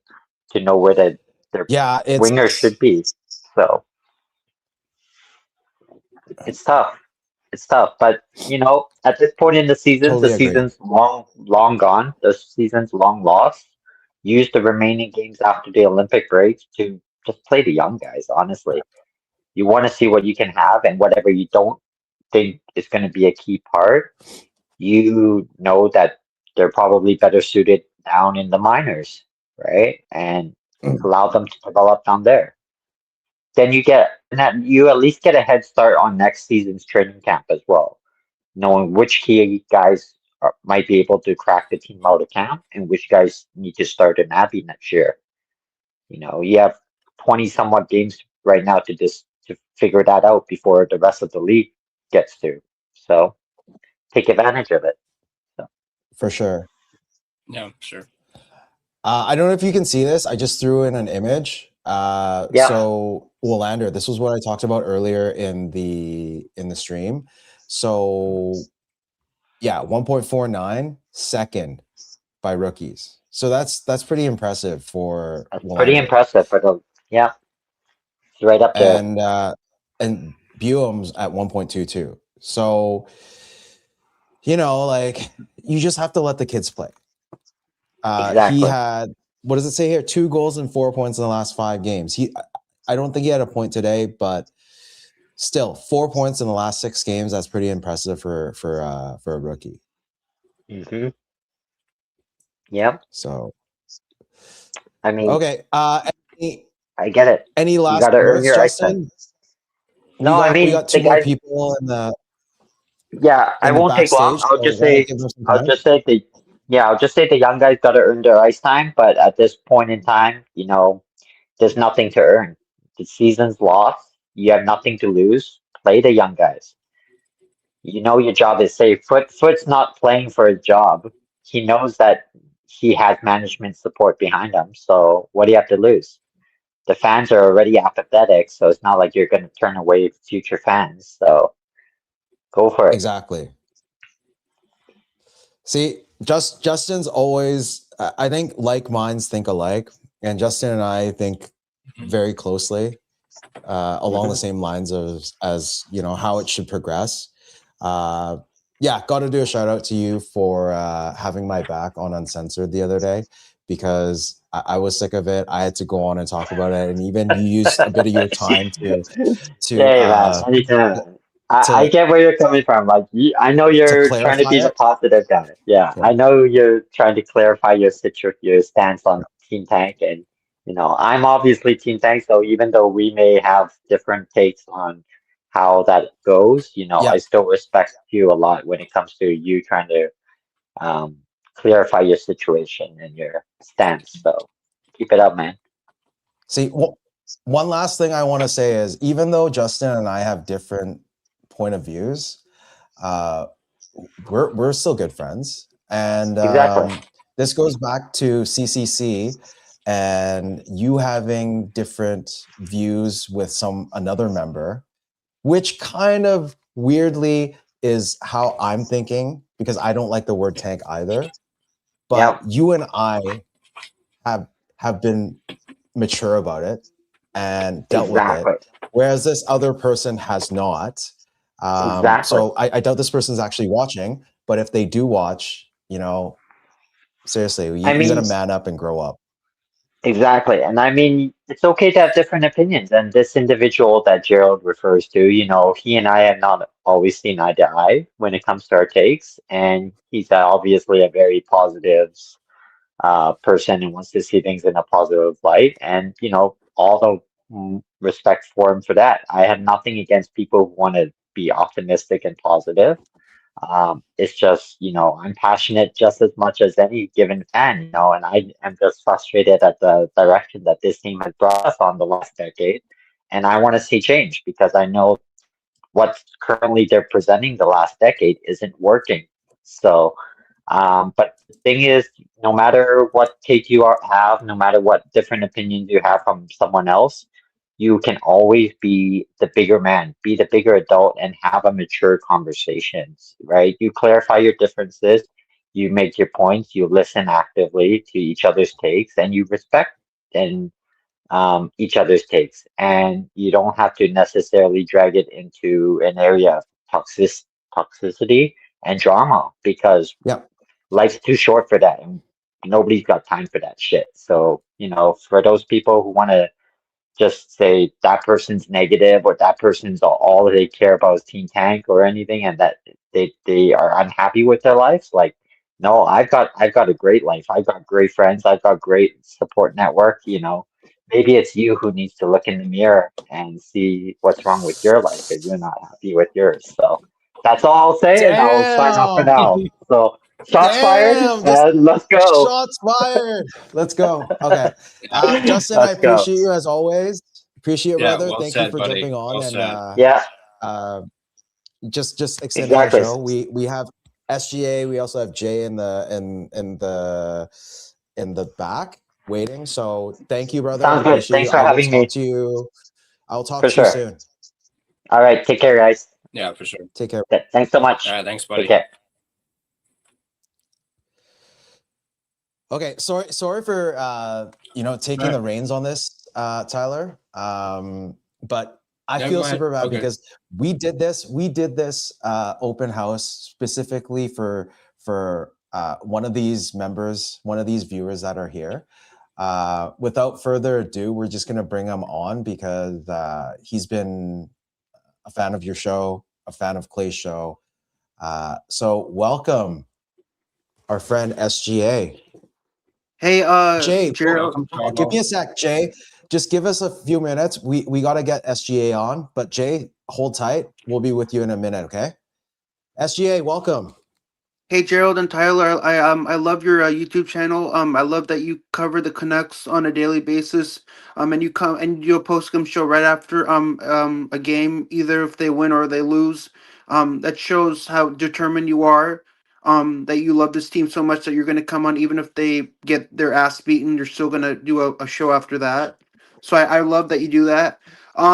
Yeah, the Sharks play the Blackhawks today.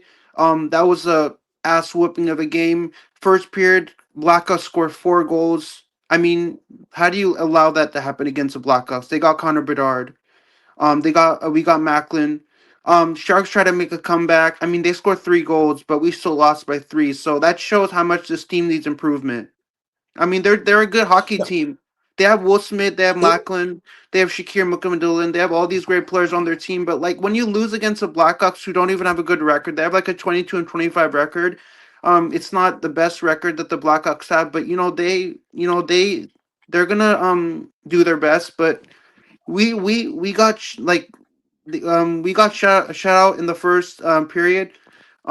So yeah, it just I mean my team needs to do better. Our this whole team as a whole cohesive unit needs to work better.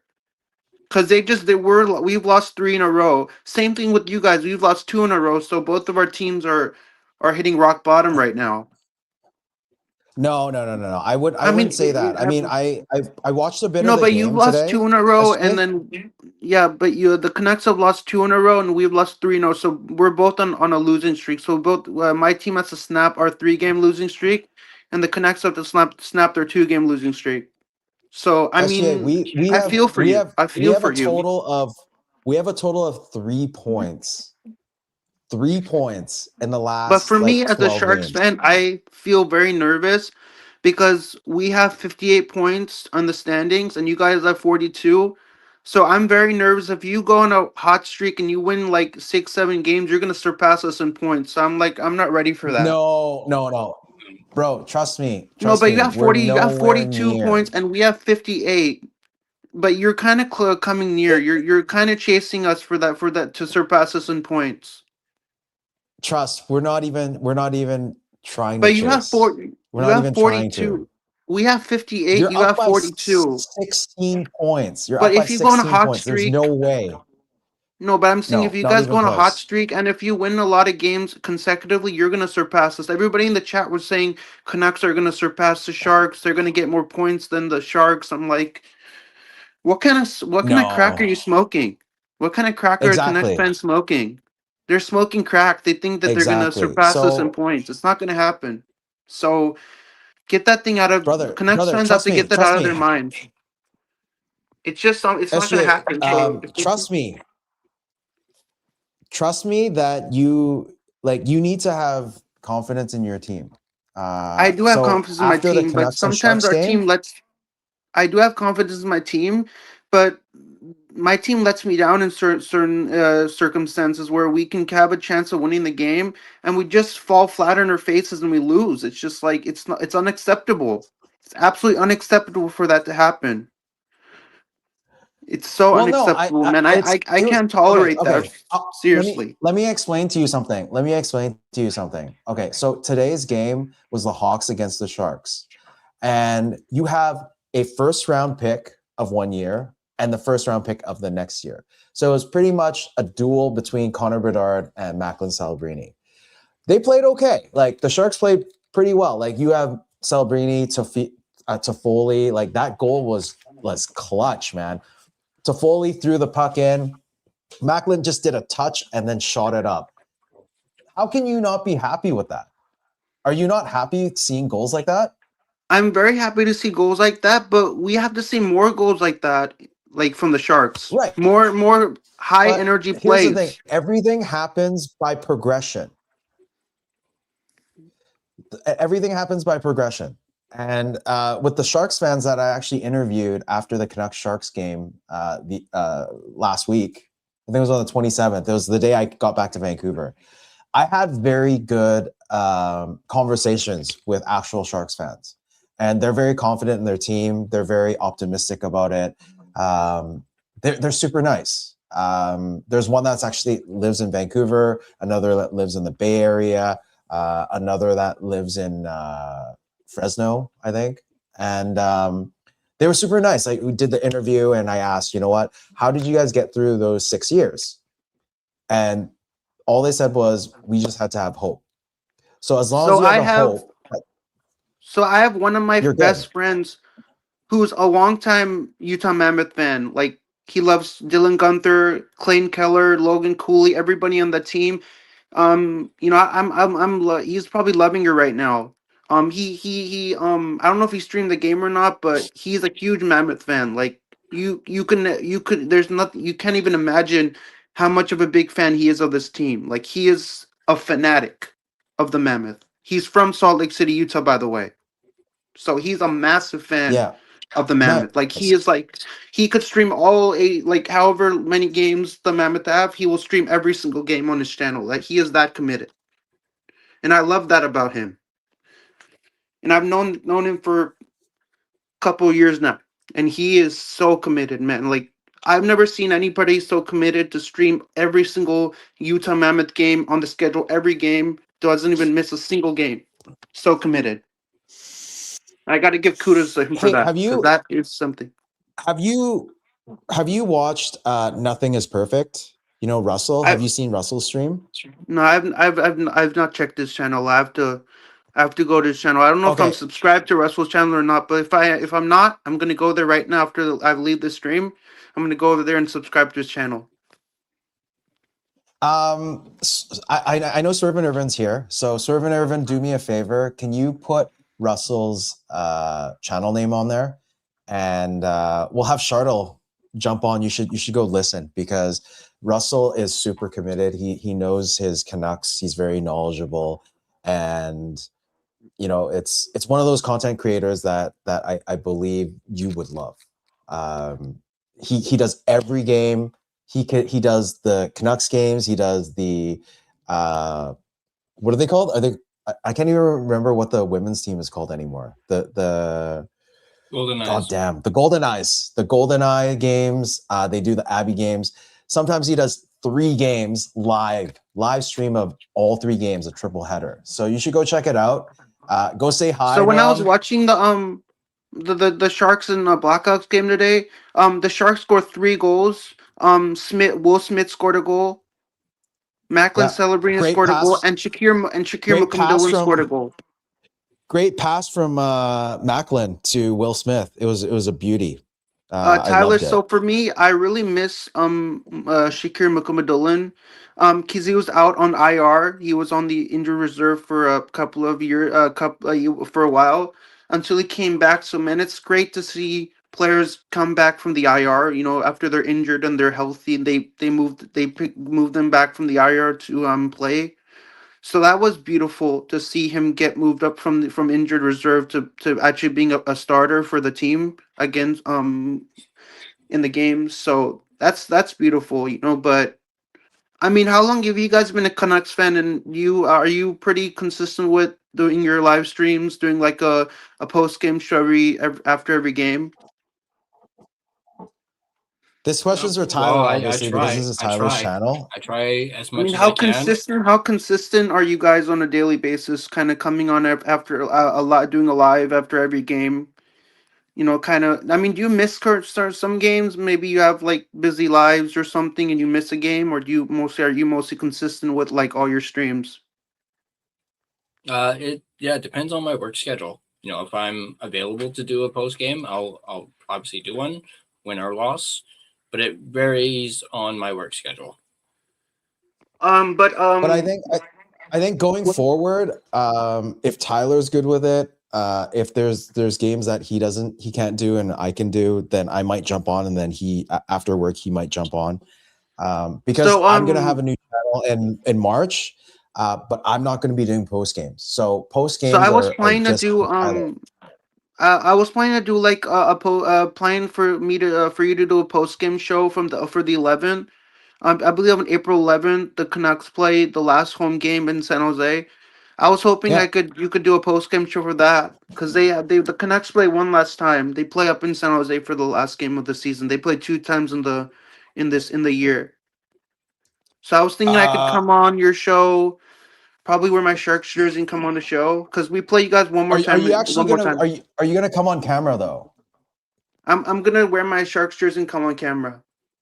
Okay, that's a promise. Okay, if you don't have your Sharks jersey on that game, I'm kicking you off. Do we have a deal? So we have a deal. Great. So you heard it So are here you gonna? first. We're gonna have. So are you gonna do we're like gonna have Chartel.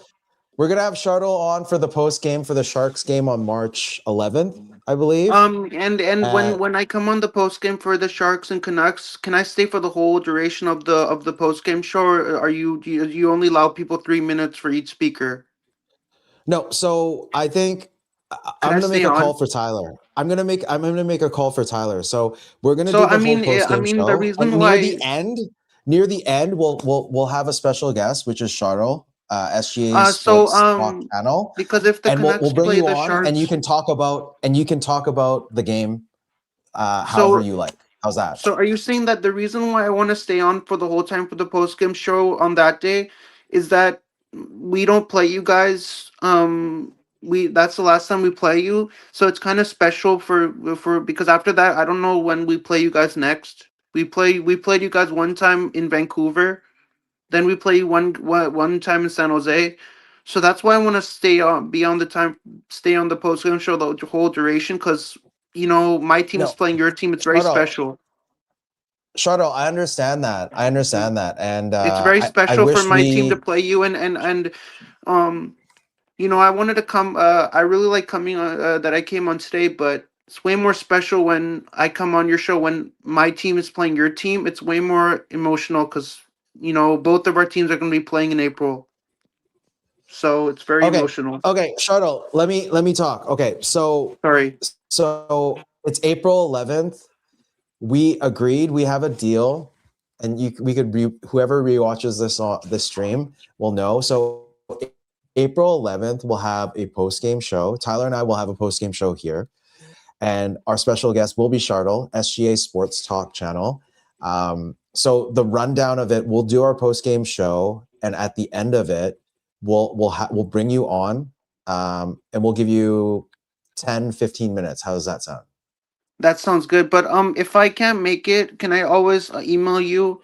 I Okay, can get your cool. email. Can I get your email? And if I have something busy and I can't make it, can I get your email? I can send you an email telling you that I won't be able to Tyler? make it. Because Yeah, I don't know. I I'll might have post in the chat for you. some plans on that day, or there's a chance I might not make it to the show. But I really want to because How are you not going to make it to the show if you're no, watching the game? You're going to be I might watching have that work game. I Our might post have game work show that won't. day. won't- No, Okay. you can still Okay. schedule it, but I'll let you know a week before if I can't make it. But you can still schedule the stream, and if it doesn't happen, you can do it with you and Tyler, and I'll join you in the live chat if I'm not able to make it. Okay. Because there's a Okay. possibility SGA. So if but you see in the chat, Tyler put in his email. So just jot that down and get in touch with Tyler, and we'll set everything up. And then there's but it was great. also, I'm going to highlight another. Yeah. Okay, cool. Yeah, it was. I'm also going to highlight Russell's channel for you because Swerve and Irvin actually did me a solid and he put it up here, right here. So check that out on YouTube and go say hi to Russell for us. And I'm sure you'll love his content. But thank you for coming on, Shuttle. But it was great It was a coming on pleasure the having you show. on. We'll talk I'm again a big soon. fan of and a big fan of you too. I love your channel. Hopefully you get more subscribers to like to your content. Keep up the good work. And good luck to your Canucks, man. Hopefully they do. They're tanking right now, so hopefully they do get a good prospect in the NHL draft. But it's great coming on the show, man, and we'll hook up on when we play the Canucks when the Sharks play the Canucks. We'll talk about that when the day comes. But thanks for having me on the show, and man, it was a true honor, man. And hope you have a great rest of your night. You too, Shuttle. Thank you. We appreciate you, man. Yeah, Take thanks, care. Gerald. See you later. See ya. Yeah.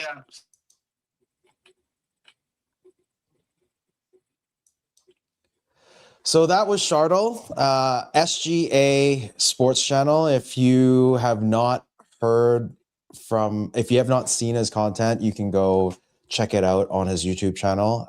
He is a very dedicated Sharks fan that loves and is very passionate about the team, about Macklin Celebrini, about Michael Misa, and all that. But we have one more guest on open mic today, and this person is a legend here. He's waited all this time. I think he's waited about 20, almost 30 minutes. Tolo 60, I just realized who you were after seeing you in the backstage. So are you ready? Can you give me a thumbs up, brother? Buddy? Yeah? Okay. Let's bring on Jay. How's it going, man? What's up, Jay? What's up, Tyler? And I forget your name. Gerald. No. Buddy? Good. Let's go. I'm just wanting to say I enjoyed your show. Thank you. Rick. Oh, Rick no. Donegal, That yeah. was... No. Oh, okay. With Tyler. Okay. Yeah. Yeah, that was a good interview. Yeah, I'm hoping I can try and get him on again. Yeah. He's funny. Mm-hmm. And sometimes annoying when his voice gets really loud.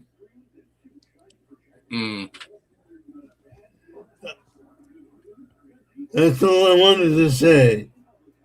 Oh my God! That's it? Thank you, That's all Jake. you wanted We appreciate it. You have nothing else? Hey, Yeah. why do you have No. a Flames hat? Why do you have a Flames hat on and a Canucks jersey on?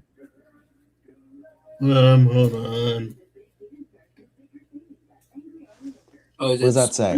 Is it one of those autograph? Jagger embroidery. Oh yeah. Oh, is that JJ? Which Is player that, is that? your for you?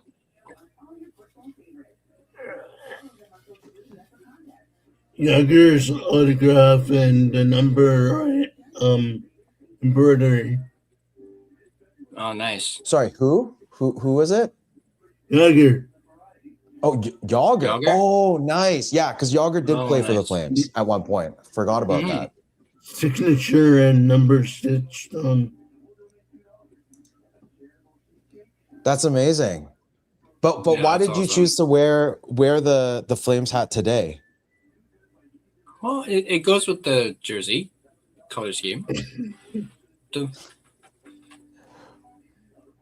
It does kind of. It does. The That's a Flames. really cool jersey. Canucks jersey. Yeah.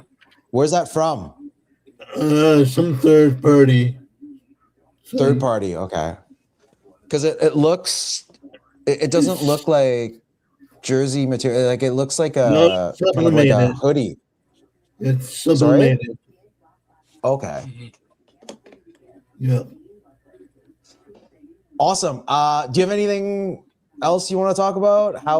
What do you think of the Canucks recently? Like how they played, about today's game? Did you watch it?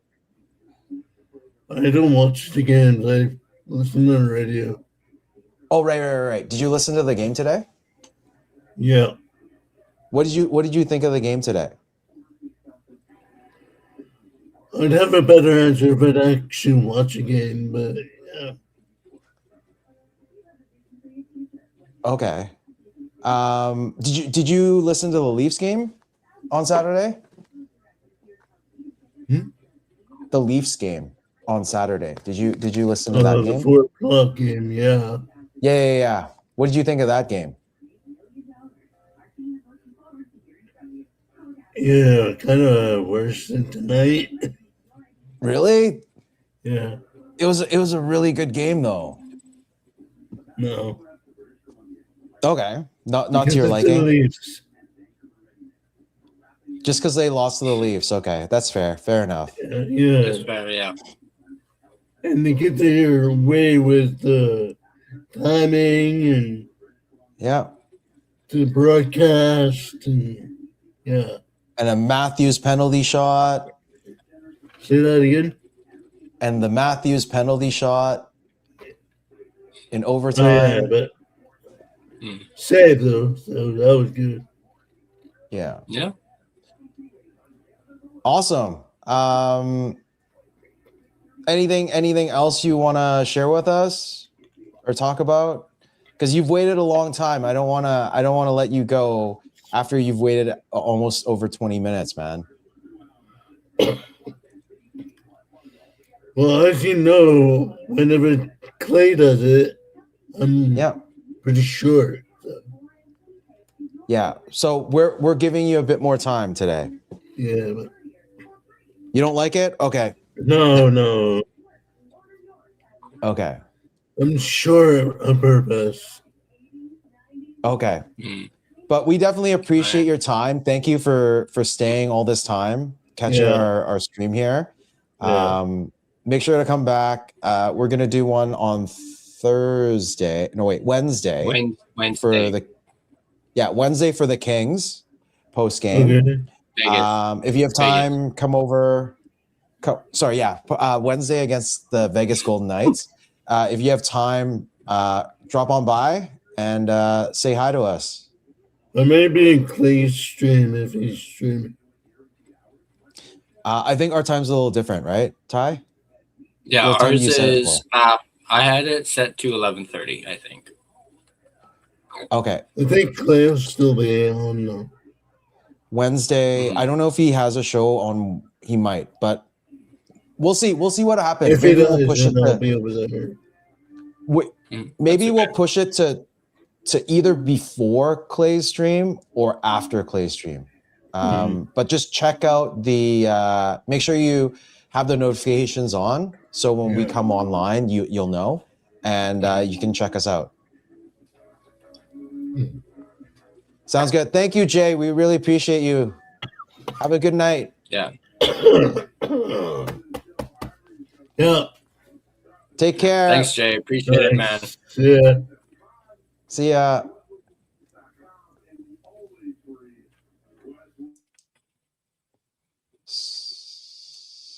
So that was Jay, a frequent member on the CCC on Canuck Clay's channel, and yeah, we're glad we had Jay, we had Chardel. Tyler didn't even get to ask Chardel a question, and he was here for like almost 10 minutes. And then we also had Justin Credible, Justin.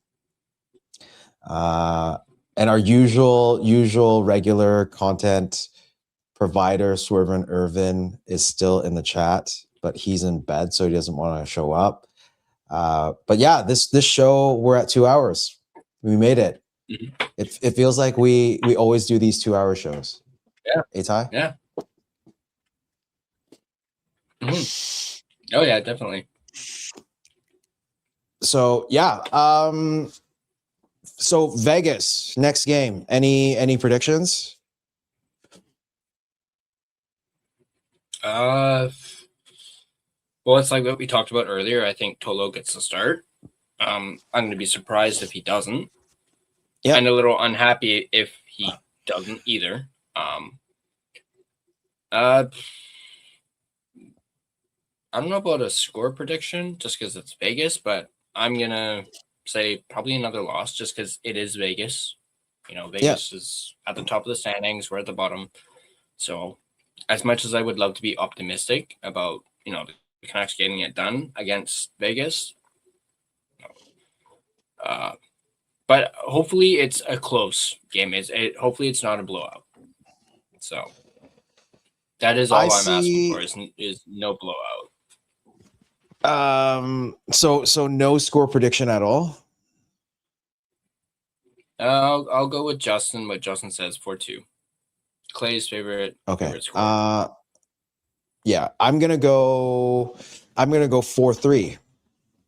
I want to say overtime, but I don't think so. But I have confidence in Tolo, just like you. Yeah. Hopefully it's 3-3 by the end of regulation, and then Vegas wins. But I'm okay with a 4-3 loss in regulation also. So, and I'm calling for PD to finally score again. I mean, his goal didn't count last game or 2 games ago. So I'd like to see him.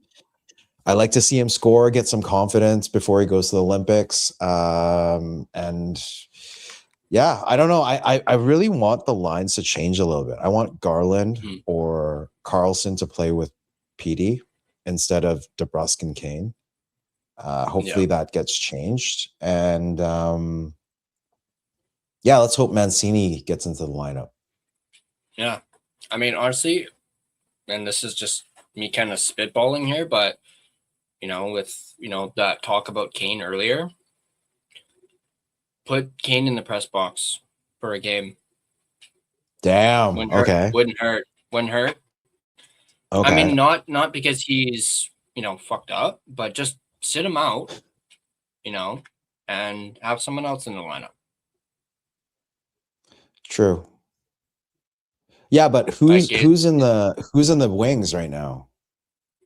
Baines is in Abbey right now, isn't he? Or is he up with the big club? I haven't even checked. I think Baines is in Abbey, but I guess it also depends on what's going on with Hedel. I didn't really think of that. Oh, that's true. I said it. But you could always move someone to the wing. One thing I forgot to mention in this game, it was nice to see Sasson playing because I think he's been scratched the last several games.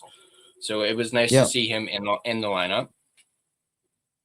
I guess for against Vegas, I would like to see right now and Lecky play together again.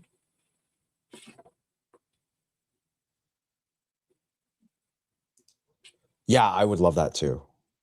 I mean, do I would Bluger, absolutely love Lecky, that. and Ogren. Give me a sec here.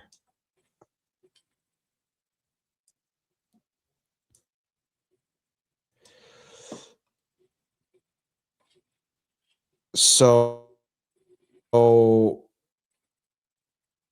as of right now,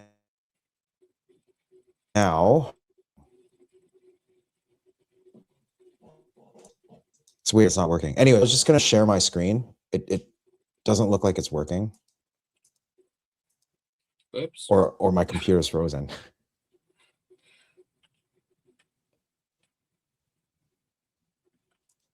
Oh, there we go.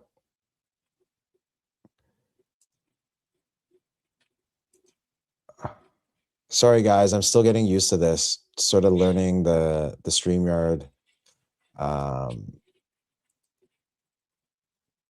Can y'all see that now? Nope. It's loading. It's loading. It's loading. Yeah.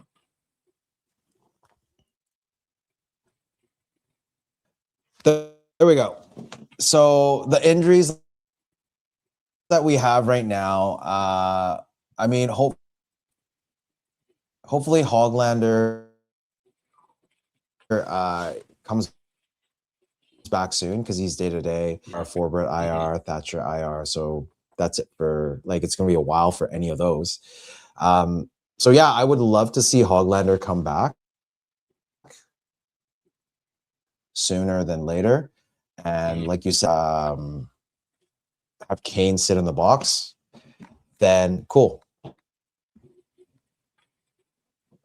Oops. And I would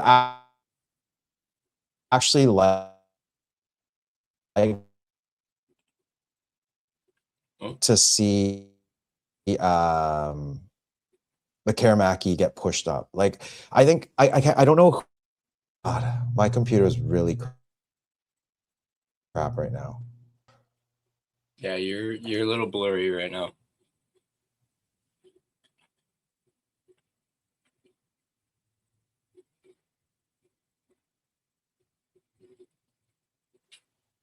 Okay, are we back? Are we good now? I have too much stuff open. So, anyways, like I was saying, are we good right now? Yeah, you're still a little bit blurry on your end, but it should hopefully. Okay, I closed all the other stuff. I think it should be fine now. Good? Yeah, that's okay. a little bit better. It's a little bit better, yeah. Okay, so like I was saying, hopefully Hoglander, Hogs gets back into the lineup soon, and if we can, maybe sit Kane. Well, to be very honest, I don't think they will sit Kane. I think they'll play him out to the last game, and then right after the Olympic break, they'll probably hopefully get a deal for him, and Hogs is back by then because he's day-to-day. So you got 2 weeks until the end of the Olympics for the next game. Then Hogs comes back in. Hopefully, I would love to see a line of PD, Hogs, and Lekaramaki together. Mm-hmm. If not, Lekaramaki, Ogren, and I don't know. Honestly, it doesn't matter. I don't even know if Bluger will be here by then. So just someone to center them. Or maybe even try PD with Ogren and Lekaramaki. Like the Swedish touch line. Yeah. Sorry for the technical difficulties, everyone. Yeah, I need to restart my computer. It's a little laggy. But hopefully you guys enjoyed the show. Hopefully you guys enjoyed the stream. And thank you for bearing with me. And Tyler, thank you for letting me take the reins on this today. So yeah, let's. Usually, So you you're ask saying me. it's not my computer issues this time. This time it's not. It's definitely mine. It's definitely mine. I've had it. I have something running in the background. So usually Tyler asks me if I have any parting words. So how about we ask Tyler if he has any parting words before he does his end of the show sponsor read.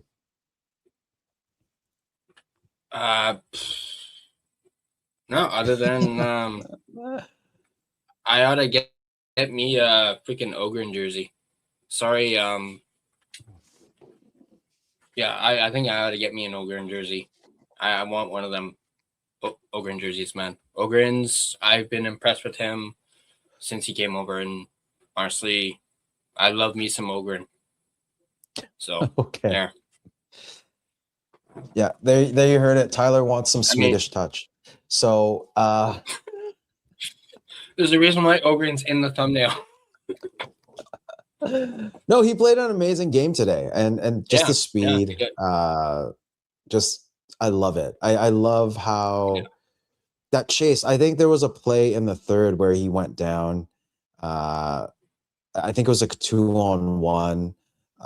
It was like a misstep, and then he turned around and tried to spin the puck back to Bluger, and it just didn't connect. I love that fight. I love that, grit. So, yeah, it looks good for Ogren, and hopefully, Lekaramaki gets out of the doghouse and gets a chance to play and develop and learn and make mistakes and not get benched, and the two of them can be, the next sort of duo. Mm-hmm. Yeah. What's this about? Swedish fingers there, Justin? Swedish fingers? Oh boy. Or here, Swedish fingered in society? Is that what we're saying? Yeah. So the whole Rick Dollywall bit. Who, by the way, guys, if you guys didn't see Canucks Uncensored, they had Rick Dollywall on what was it? Yesterday. Go check that out. It is freaking hilarious, and I'm glad that they asked the question right off the bat. Like, when was the last time you used the words finger and society? And I called it. Dolly would have a good chuckle about it. So yeah, that was good. I'm really glad. I'm really glad Dolly stayed on longer than usual because because I think he stayed on for about 40 minutes, which is great. Yeah. Because I think at the beginning, longer than I had him on. Yeah, they I think they had a bit of technical difficulties, and then yeah, glad it worked out. And yeah, it was a great interview. So hopefully I haven't watched the whole thing yet, but I plan to. But yeah, no, it's like I've already said, I'm super happy for those two to get Dolly. Yeah, I watched the whole thing. If you go into the video, you'll see a comment from me. So it's just to clarify things. Because Rick basically said what I said, and Jordan didn't say anything. But Jordan has been targeting my ass the last month. Even when I was in Thailand, jumping on his show from Thailand, from the hotel, when I got off the stream, he said something. I heard it. So, and then ever since then, for the 2 weeks that I was away, he's been calling me out. So, got to make sure that it's out there. Not trying to start a war or start I'm not trying to start conflict. I just want to make sure that he knows that I'm not the person trying to divide the fandom. I'm the positive one here. I think anyone that's watching here or any of the streams here knows that I'm trying to sell that hope. I am a passionate fan, and I'm not a person trying like anti-tank. But I'm not on Team Tank doesn't mean I'm anti-tank. I just want it to happen naturally, organically, and let the kids play, let the kids make mistakes, which I've been harping on this stream also, and let them develop.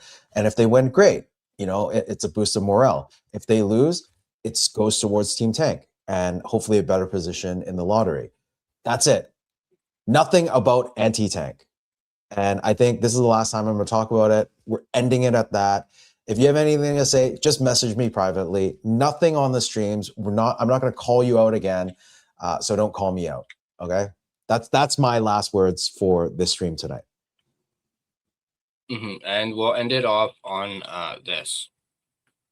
I know we touched on it, at the top of the post game, touched on it a little bit later on, but yeah, Justin Heart and prayers goes out to all those affected by the tragedy in Alberta. Rest in peace, Cameron Caruso and JJ Wright, who were both from Kamloops, as well as Caden Fine, who is from, I believe they said Birmingham, Alabama.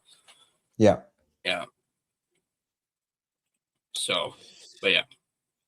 Our thoughts and prayers out to them. And also, to end off the show, just want to hope Shannon Hollingsworth is doing okay. I heard she was in the hospital, and Coach Rob is there. So if you watch this, our thoughts are with you, and hopefully you get well soon. Yeah, we're thinking of you, Shannon, and hopefully you are doing okay. And who knows, maybe we'll get an update from Coach Rob. But we'll be praying for you, Shannon, for sure. Hope you get better, and hopefully we'll see you on the next CCC. All right. So 2:16. We're good to go. Let's close it off. Yeah. Thanks, everyone. Thanks for joining us and staying. Yeah. Thank you, guys. And if you guys like this video, be sure to hit that like button. And if you want to stay up to date on our Vancouver Canucks content, be sure to smash that subscribe button and turn on your notifications so you don't miss a single video. Also, if you want to get some line change merchandise, like the hoodie that I was wearing, go ahead, check out the official merchandise store on thelineChangePodcast.threadless.com. There are some sales going on, so definitely check that out. Also, if you want to take part in more conversations and discussions such as like these ones, go ahead and join our official Discord. There's a link to it in the description down below. And guess what? It's completely free to join. So go ahead and do so if that is what you wish. You can find and interact with us on social media. We're everywhere: Facebook, Instagram, X, TikTok, even Blue Sky. Feel free to give us a follow on all of our social media platforms. Speaking of platforms, if you prefer an audio version of this podcast, you can find us on both Spotify and Apple Podcast. On Spotify, feel free to give us a follow, as well as rate and review us on either platform. It is, of course, greatly appreciated. Also, if you had a favorite episode that you just couldn't get enough of, you can download your favorite episode as well. That, too, also really helps out the podcast as well. And, of course, we are greatly appreciative of that as well. And, yes, good point by Irvin. It was Mom's trip. I thought that was really cool that they did that video earlier. Really cool. Hopefully, now that, I remembered that it's Mom's trip, I honestly wouldn't mind a win against Vegas just for, the moms. But I'm also trying to be a little realistic as well about it. Yeah. So, yeah. Sounds good. Any parting words? No, we're good. I had my rant, my last one, and I'm ready to hit the hay. Once again, thank you everyone for showing up. We appreciate every one of you who took the time to chat with us, leave a comment, jump on the show. Thank you to Just Incredible for coming on. Thank you to Charlotte from SGA Sports Talk and Jay. I think it was Tolo 60. Thank you for you guys. We appreciate it. And we'll see you at the next post game. Oh, also thank you, Swerve and live stream has been for all the for all the extra help. Yeah, this live stream has been a presentation of DraftKings Sportsbook. The crown is yours, as well as the Hockey Podcast Network. Be sure to check out the network for your favorite podcast covering your favorite team at thehockeypodcastnetwork.com, the home of hockey podcasts, where it's every team, everywhere. I'm Tyler. That's Gerald. We're signing off. Thanks once again for watching, and we'll catch you guys on the next line change.